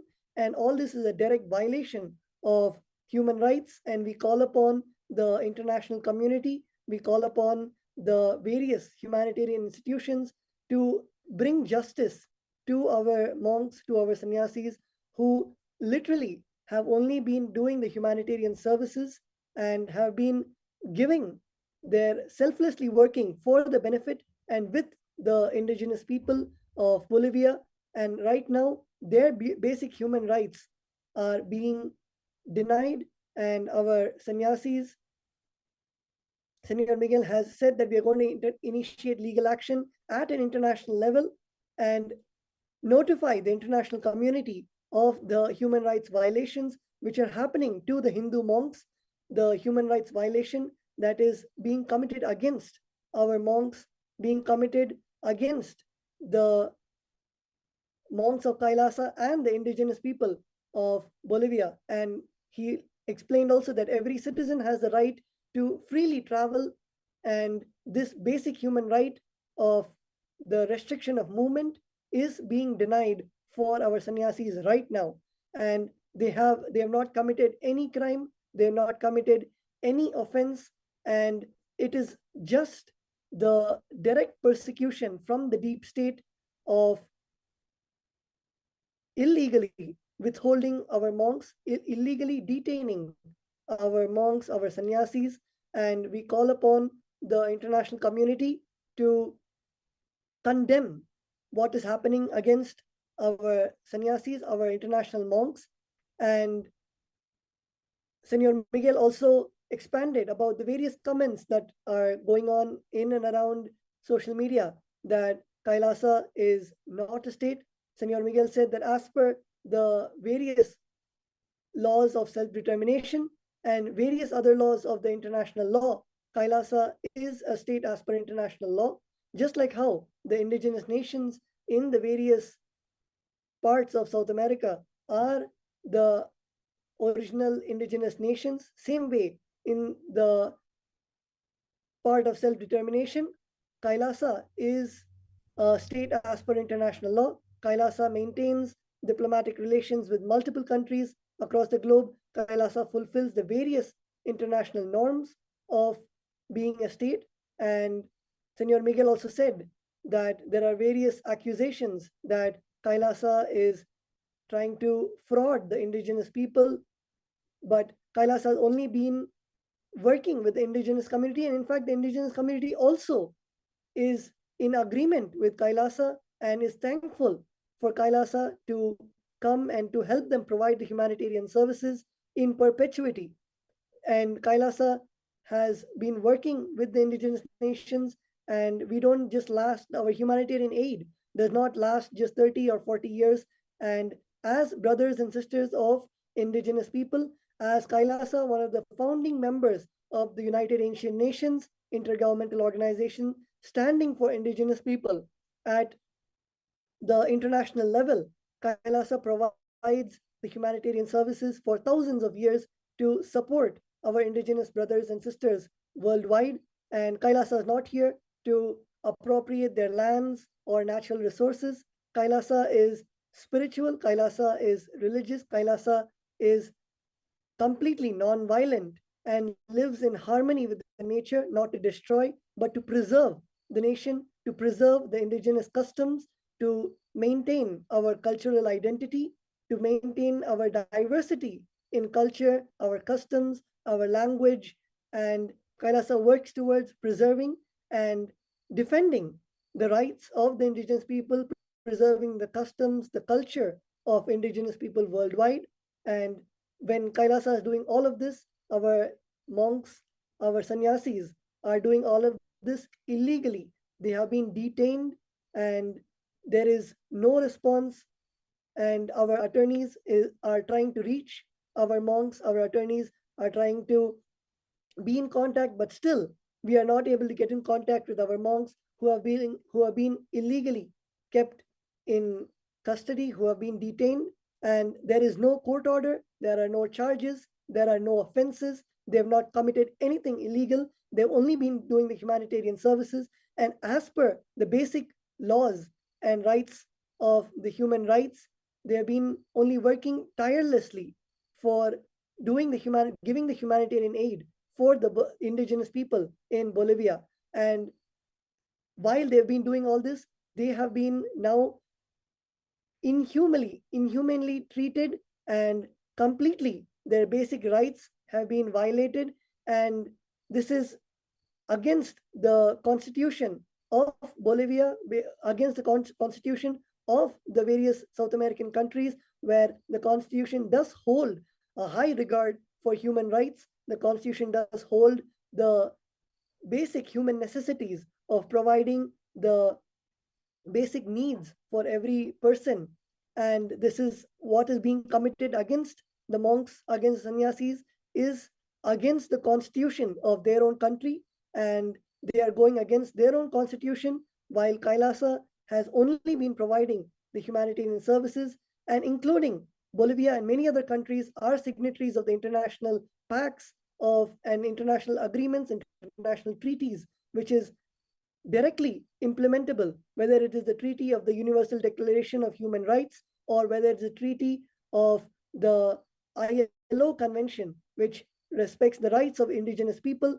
The various treaties, it goes completely against their own constitution, against these international treaties that they themselves have signed. And Senor Miguel also told about many people commenting that Kailasa does not exist. Kailasa does exist as a continuation of the various 56 Hindu nations that existed for thousands of years. Kailasa, as the supreme pontiff of Hinduism, is the current emperor of 21 of these ancient kingdoms. Even the United Nations has recognized this continuity and the legal personality, the juridical statehood of Kailasa. And the self-determination is an international right, it is a human right, and no one can take away the identity of the nation from the people. And whether it is the state, whether it is anyone, cannot belittle the right of self-determination. And of course, Senor Miguel also told about the persecution that is going on to Kailasa on social media with accusations of the various accusations that are floating around in social media. Senor Miguel clearly said that those accusations are false. Kailasa is only here to protect and stand with the indigenous people, and not to, whether it is go against the constitution of Bolivia, go against the rights of the indigenous people. In fact, Kailasa upholds the constitution of Bolivia very much in all our actions, upholding the rights of the indigenous people. And even the indigenous people are standing in solidarity with Kailasa at this moment. And we are standing with the indigenous people. And it is only the deep state and the anti-Hindu, anti-indigenous media that is attacking the Hindu community, the sannyasis that are currently being denied of their basic human rights.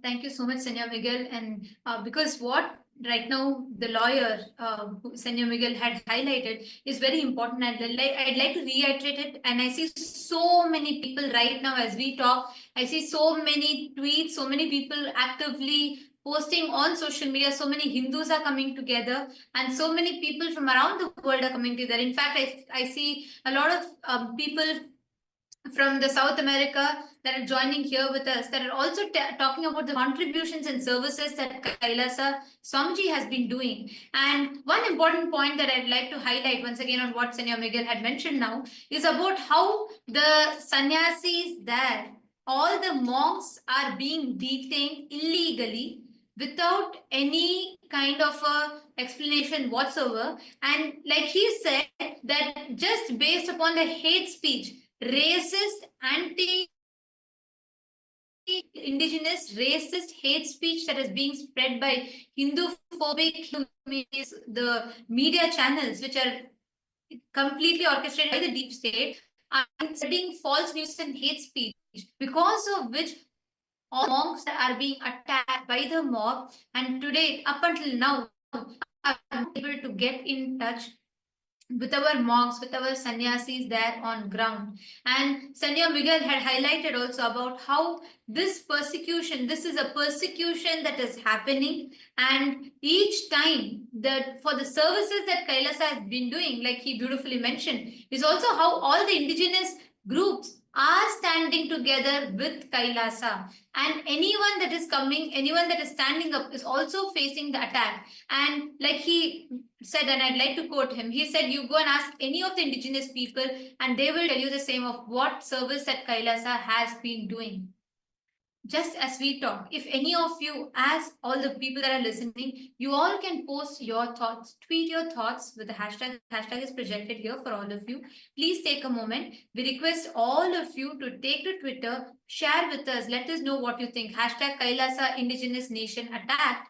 And please post your questions also to us. If any of you have any questions that you would like to ask or anything specific that you would like to highlight, please take a moment, and we request all of you to please share with us or ask your questions and we can address them.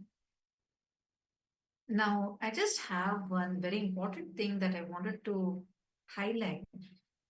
As we are talking, we also have some of the on-ground lawyers who are, even they are voicing out in their channels also directly about covering the attack that is happening. We want to just show you a small clip of how the attack is happening.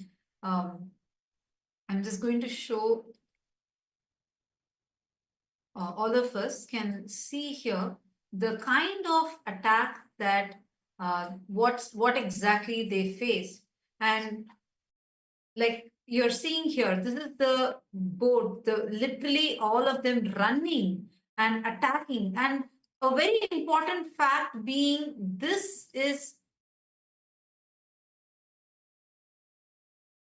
are not the people who are actually running and attacking, are not the indigenous people. That's one very important point to note. These people that you're seeing that who are actually attacking are the people who are put there, who look like the local people.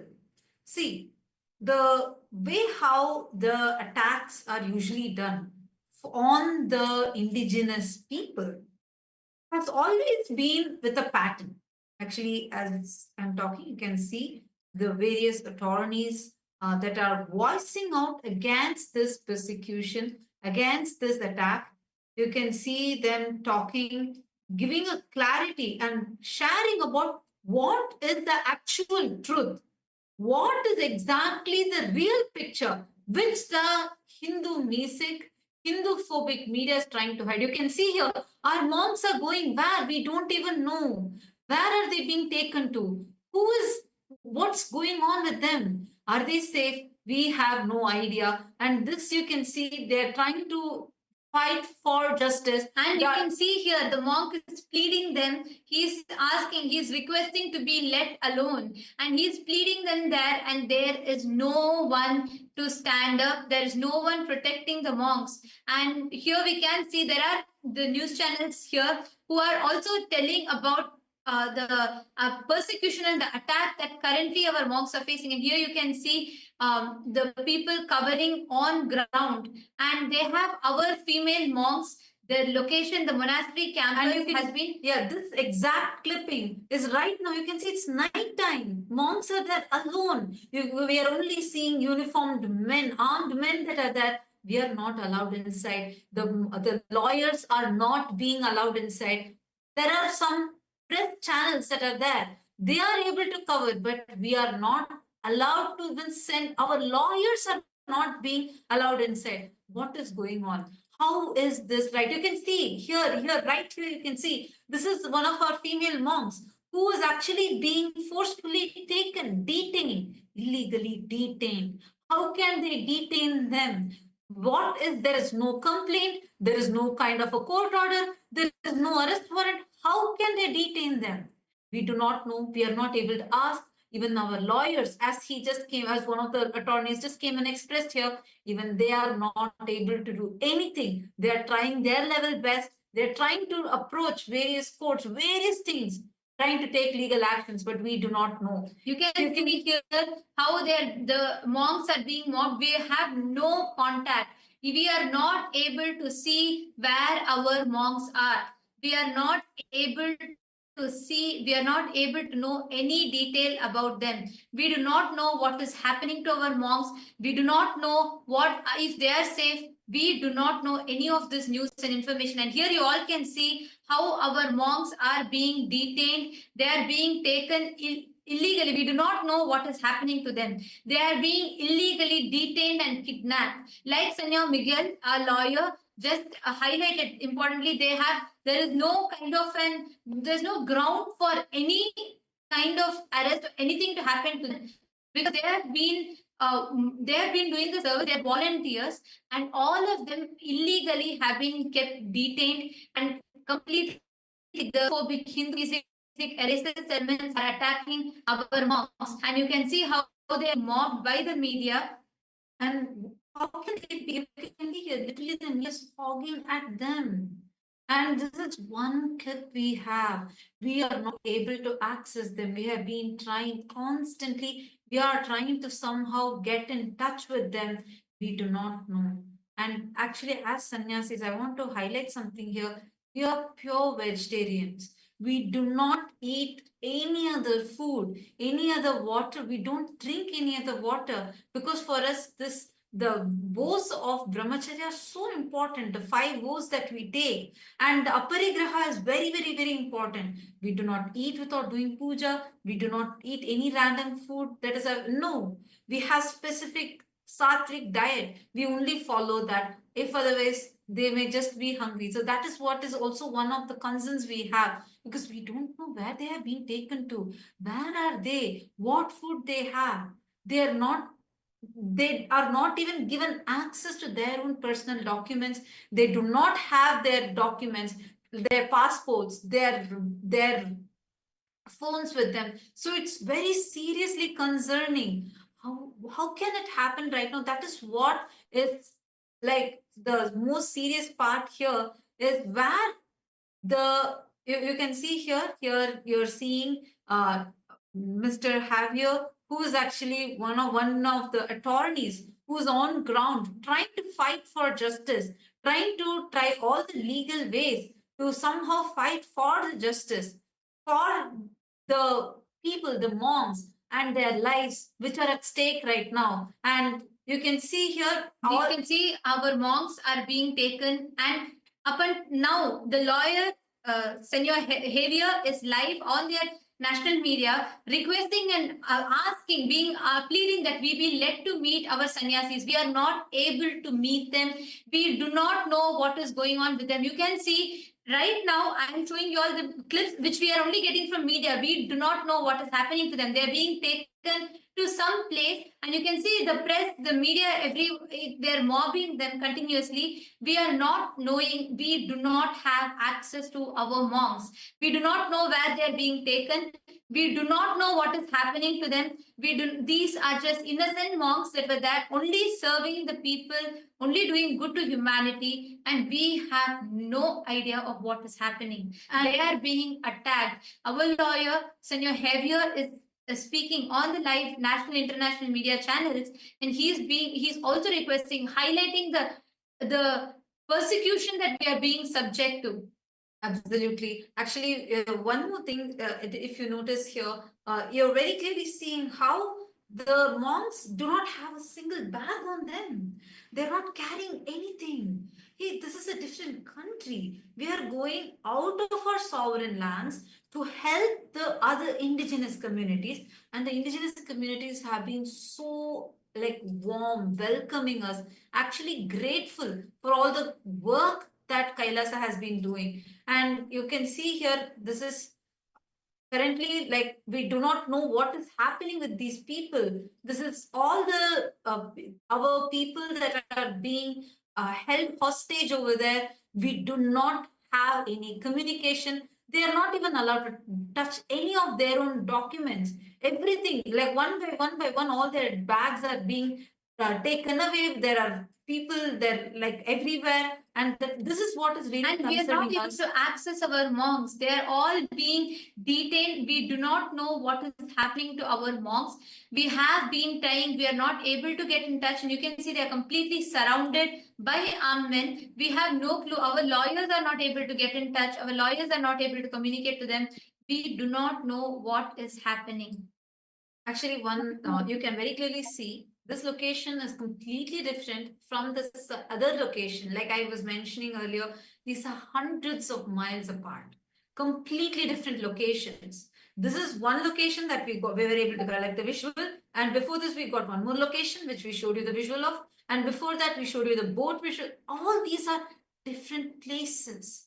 And everywhere they're identifying our sannyasis, they're identifying our people, and this is not just our people, any of the indigenous people and the indigenous people who are supporting the others. So these type of people are being targeted, and all of them are suddenly they're just disappearing from the world because all communications are lost. And we are at this situation right now. Till now, this is going on for the last few days, and today it's gone to the peak where absolutely communication is cut off, and we need to raise our voice to actually amplify our voices to really be able to reach them, to really be able to see what's actually happening. Are they safe?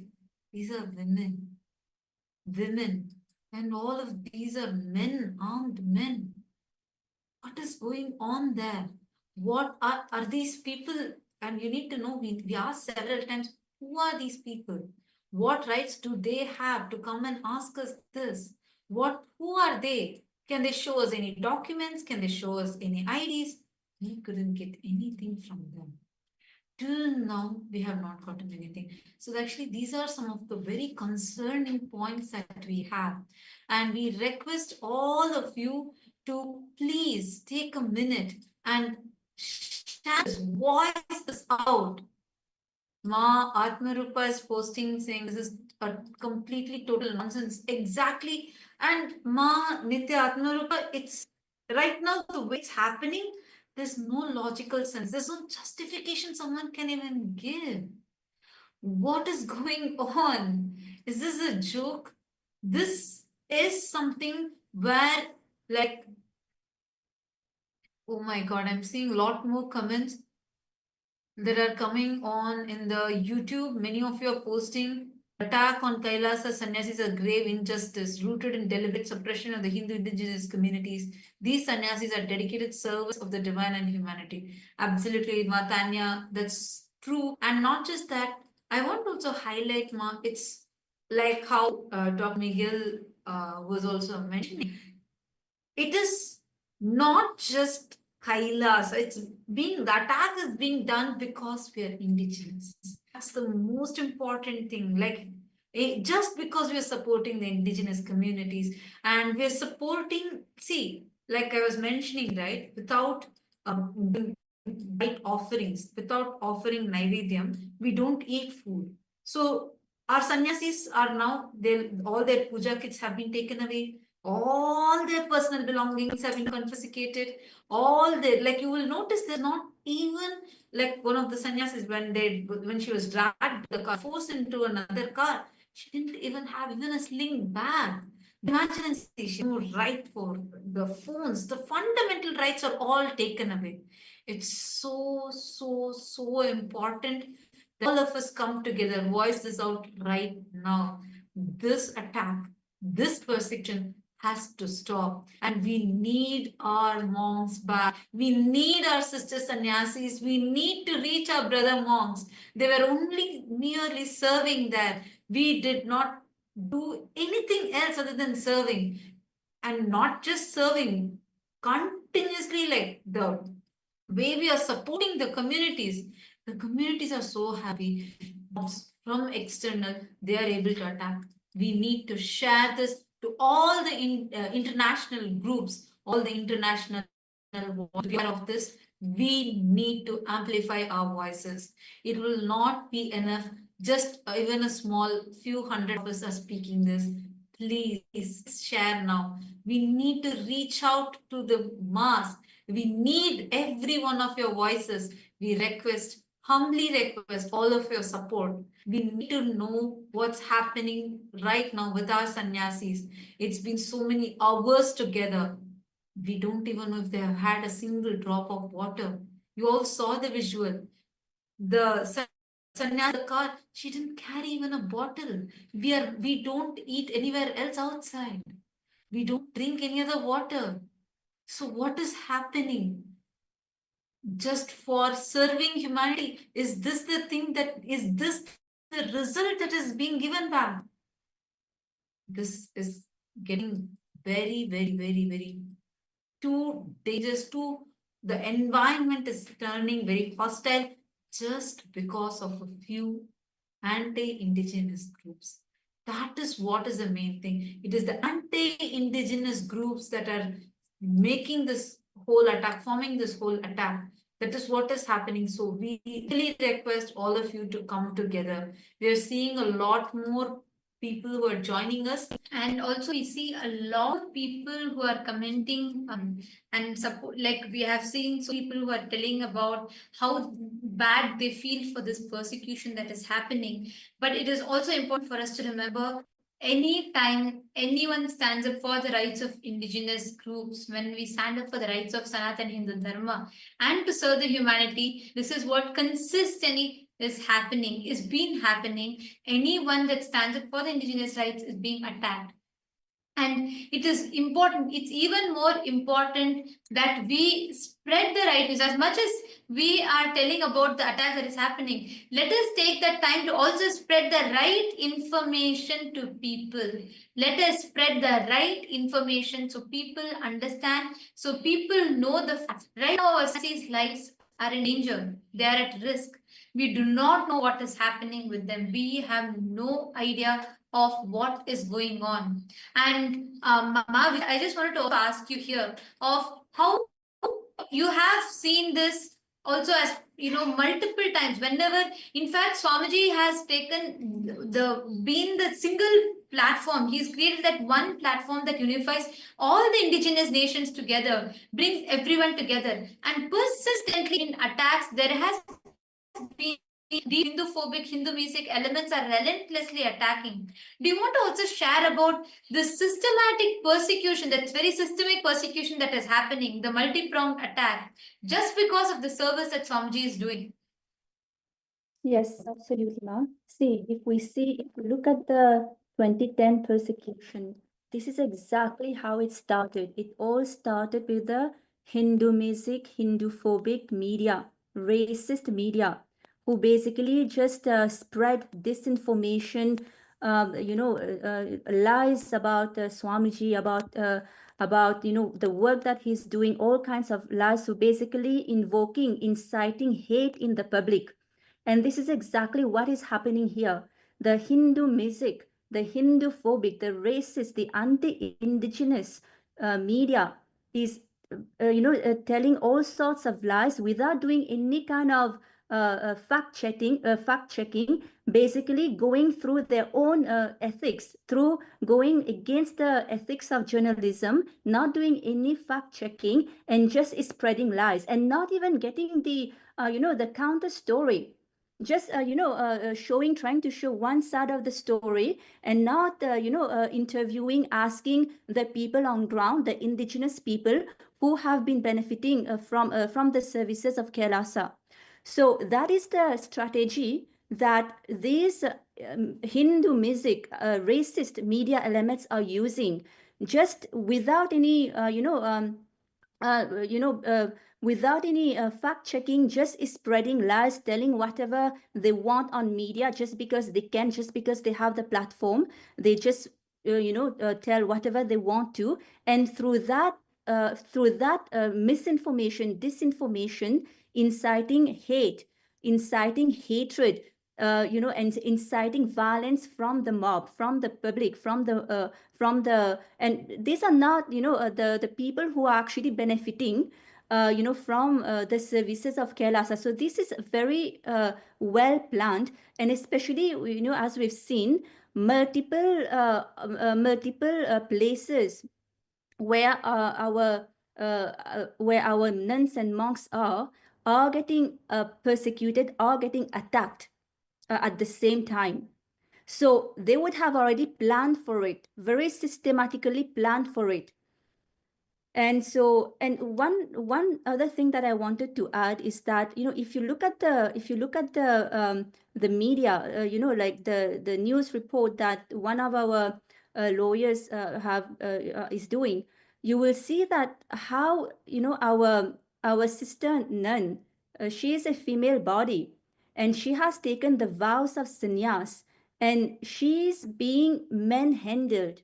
She's being handled by men, which is completely against the sannyas vows. So none of her human rights or even religious rights are being honored here. They have zero concern that she's a woman, in saffron, who has taken the vows of sannyas, and who is there solely, to enrich the community there, to serve the community there. There's zero concern about that. And as you've mentioned, she's not having anything in her possession. She's not even having her belongings, not even having her devices, and not even having her passport. Can you imagine being in a country, in a totally foreign country, not having your passport, not having your devices, and being suddenly held hostage? And all of that, it's actually very important to understand that all of that is happening illegally. There's no arrest warrant, there's no court orders, nothing. They just suddenly, out of the blue, multiple men just barge into their private residence and take them hostage, just confiscate their devices, their belongings, and not having any contact with the outside world. And we are not able to get in touch with them. We don't even know how they are doing. And I'm very sure that because this is done illegally, I'm very sure that they are not even being given water and food. I mean, they don't. And we can't even eat the food outside, Mama. That's the thing. Like, we can't even if outside, anywhere, other than what we offer puja for, we don't eat any of that food. That's the upbringing life. Exactly. And they are not able to do puja as well, because that is one thing that we have to do as part of our sannyas vows, is daily. I mean, even as Hindus, right? Daily puja has to be offered to Paramashiva, to Guru. And they are not even allowed this. So yes, so it is very important that, we go all out, we share constantly through the social media, because these Hindu music, these anti-indigenous media are not going to show the truth. This has been happening. We've been doing everything legally. As per the country laws, legally, we've been doing everything. And these anti-media, anti-Hindu, anti-indigenous media are spreading lies, such as, they've been there illegally, which is completely false. Everybody has the proper visa that they have to. They have everything that is required to be there.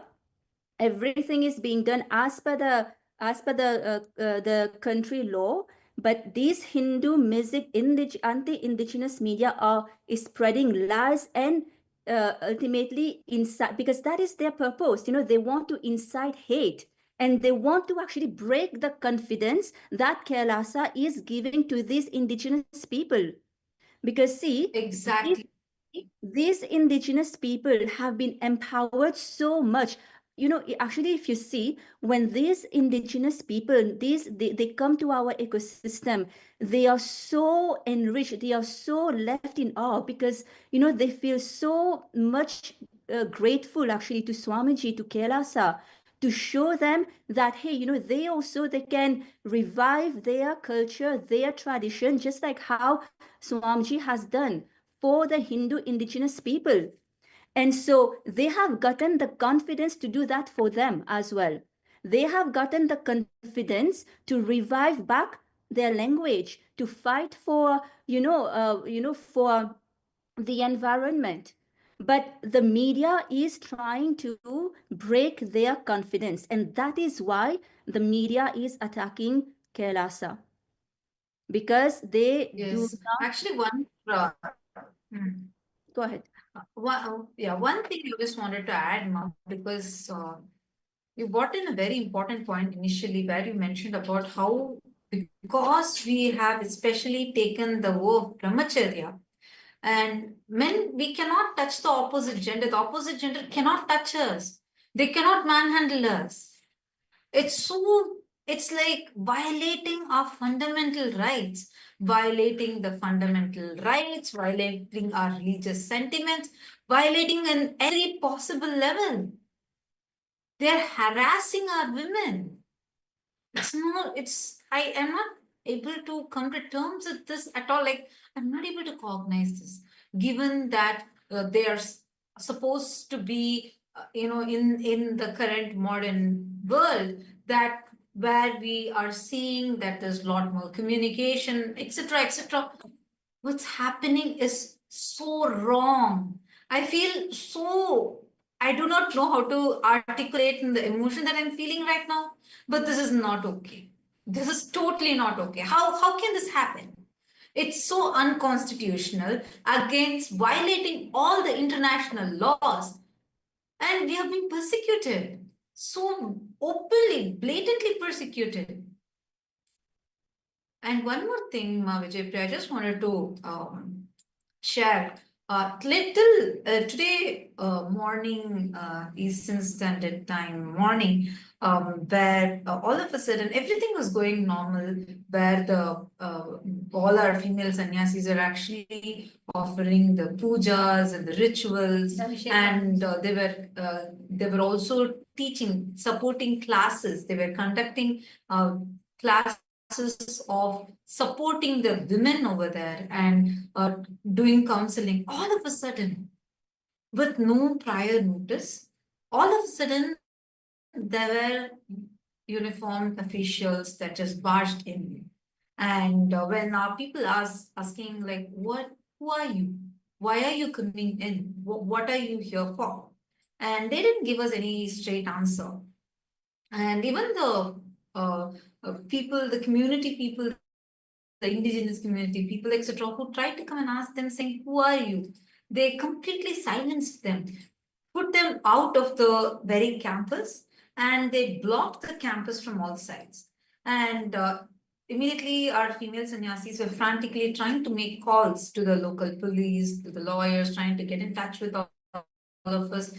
And all of a sudden, they said, we actually exactly do not know what the police told or what the armed men told. We do not know that part, because it was exactly at that time, suddenly the whole communications stopped.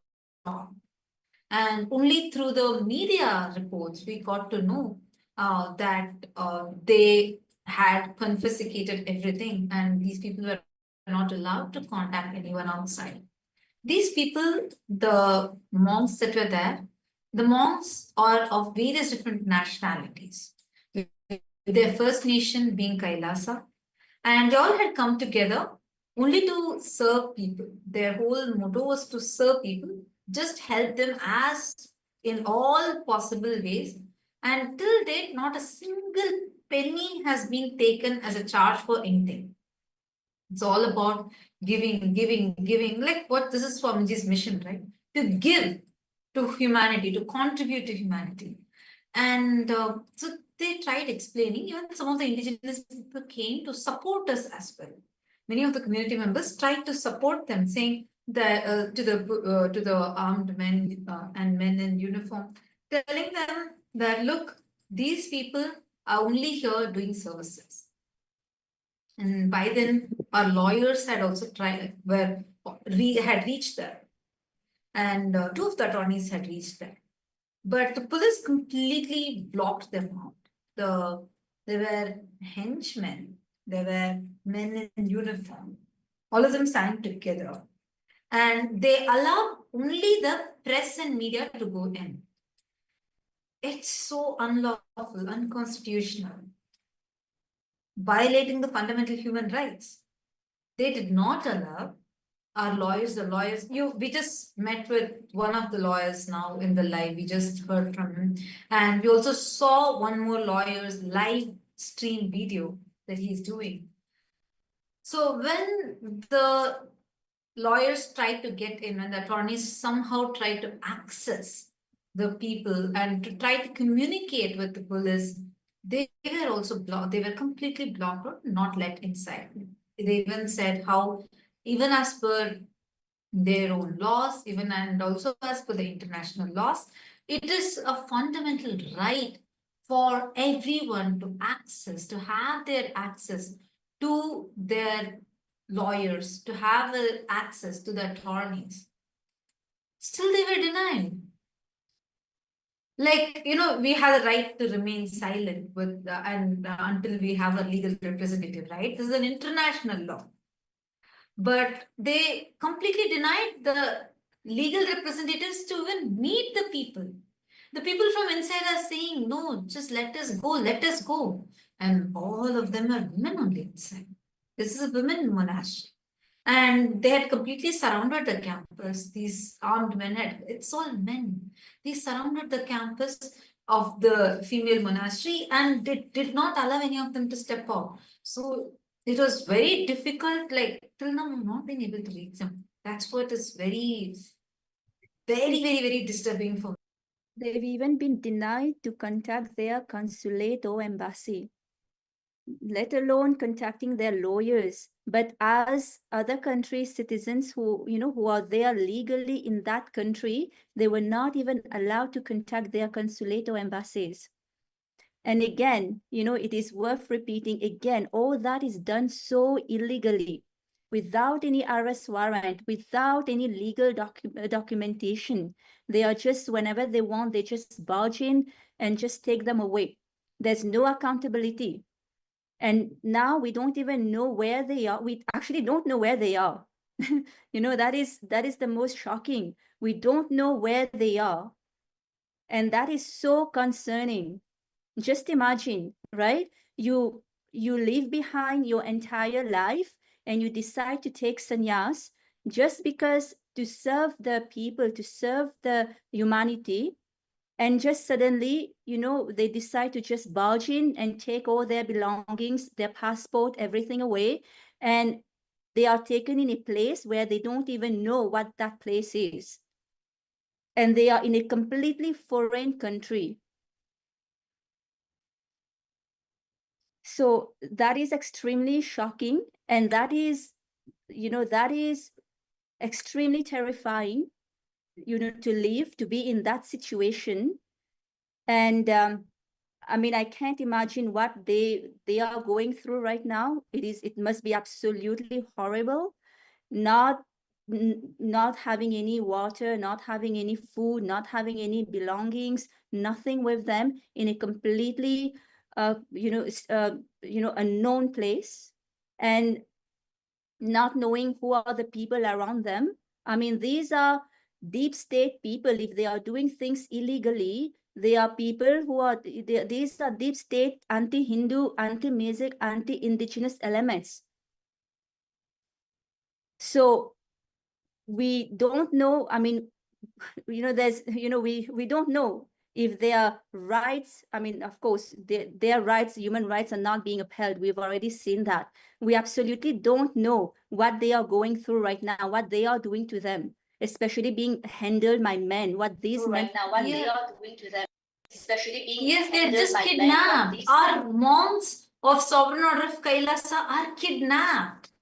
They're kidnapped right now. That is the exact word. It's They are a being very difficult situation.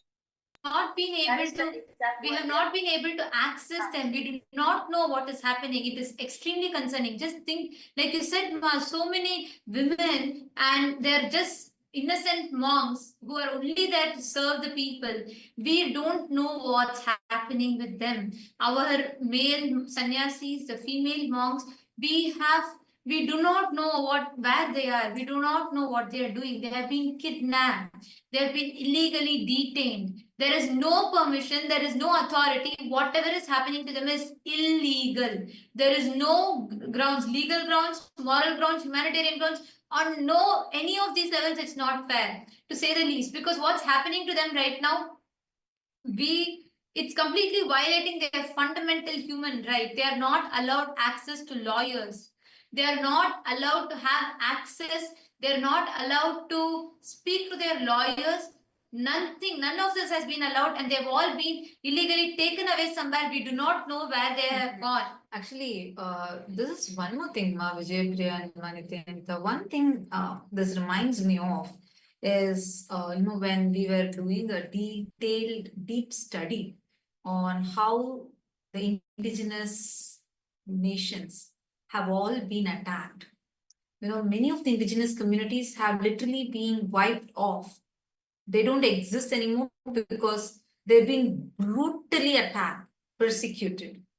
And the pattern in which they do is like always, there is the Western aggressors who have the anti-indigenous aggressors who somehow want to break these indigenous communities. So what they do is they identify some of the people who are looking like the local indigenous, and they brainwash those people. So and they make them to go and attack. Are you understanding? This has been a pattern. So at that situation, we can't see the difference between the attackers and the attacked. So when we can't see the difference, who is the person who's attacking? Because we all look similar. If you see there, it'll feel like, oh, is it the indigenous people or is it some other henchman? You will not know the difference, but because they all look alike. This is the very strategic thing that they do, where they get the henchmen who look similar to this community, and it'll look like, oh, some internal conflict is going on for any outsider. If you see that video, like the visual we just showed, it's immediately possible that you may assume, oh, it's some internal thing going on, but no. Actually, the indigenous communities, many members we don't even know where they are.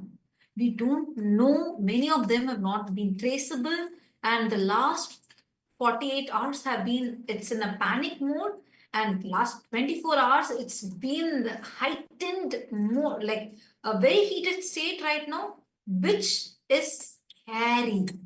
Really, really, really scary.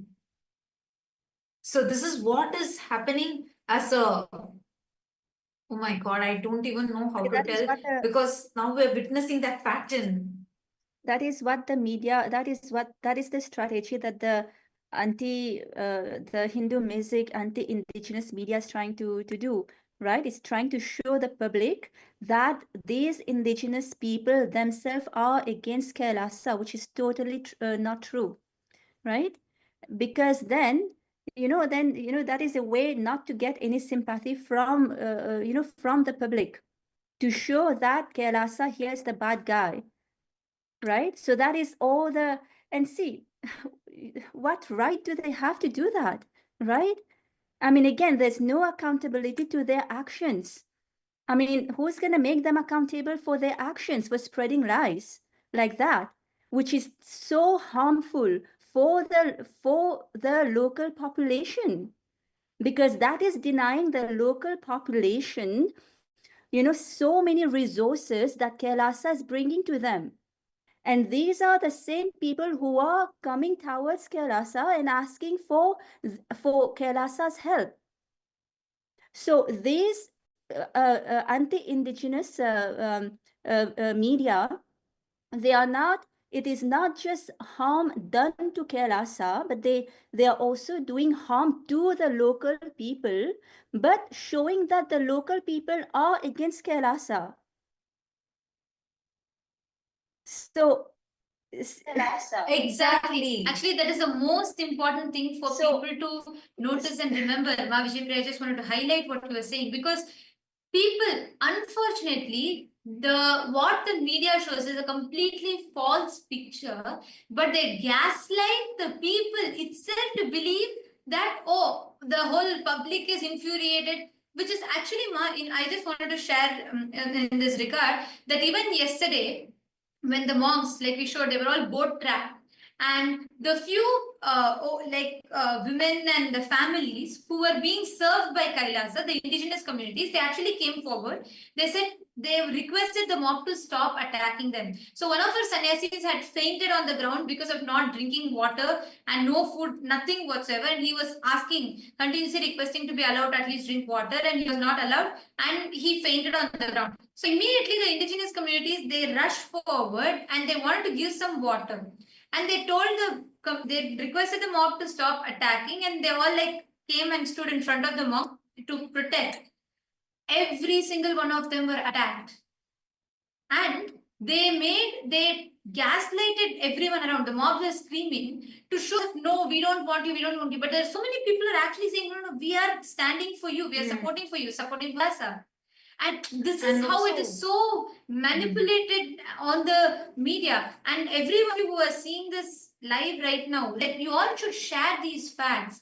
We should request and we should write to the government. We should ask them. We should request on humanitarian grounds. What is happening to us is unfair. It's a persecution. It's a blatant of human rights. Actually, all the viewers that are watching this live right now, we request all of you to share this directly. Please share it with the mayors and the government itself, so they also know how these racist, anti-indigenous terrorists are attacking us. Please, I'm seeing also that Gevache Hossein has posted, monks didn't drop their vows because in these situations they can't do their rituals routine and they followed the vows. The responsibility of the mob, absolutely. That is why our monks fainted. Our monk fainted there. And he was denied food, denied even water. It's scorching heat. He was standing there. And the thing is, they were not attacked when they are, in the place where all the people, the indigenous people who are there, who were all served by Kailasa, that community, that was not the place where they were attacked. Because if they're attacked there, the indigenous people are going to come to support. No, the attack was very strategic. They were waiting till our monks actually went in a boat. So they went away from this community area. They had to go to another town by boat to get vegetables and groceries for cooking to serve the indigenous people. So they were waiting to go to that boat. They go into that boat and somehow go to that place. So as they were going, in between their boat got stopped. Are you understanding? It's very, very like, oh my God, what level conspiracy this is, what level of attack. They were waiting for the boat to go and be away from the communities because they know if the mob, the henchmen, they come and attack, then at that time, if the people are coming and attacking the sannyasis, indigenous people can come and support them. That is why they waited for them to get separated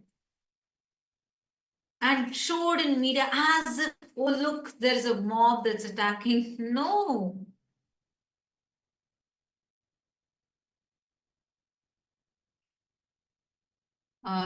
Terapia Na Rede has posted, Nithyanandam, some of the people in photos are my friends and then went to the Paramashivoham, which I was getting ready to participate. I'm very worried. I live in Brazil. We need, yes, you're right. And these are the people who have been supporting the people, trying to support everyone, every of the participants, even in the Paramashivoham, everything. So that is why we are saying its situation just getting really, really bad. Sorry, Mahavichapriya, go ahead. No, I just wanted to share that it is very, very important that all the viewers understand the gravity of the situation. It is an extremely bad situation in which our nuns and monks are in right now. We don't even know if they are alive. We've not been able to reach out to them at all. We don't know where they are. So this is, a request to all the viewers to actively reach out to all the mayors, to all the government officials, and tell them what persecution we are going through, and which is completely illegal. Again, there's been no arrest warrant. Suddenly, they are just taken hostage. They are just kidnapped when their only motive was to do good to the society there. So it is very, very, very, very important that we understand this and we actively reach out without delay to all the government officials in the country, all the mayors, and make them understand what kind of persecution is happening. So yes, that's what I wanted to add. Absolutely. I'm also seeing comment in comment by Ma Terapia Narede. Sorry, I hope I'm pronouncing your name right. You're saying maybe it's time to use my law degree for the benefit of Kailasa. You're more than welcome. Or you can let us know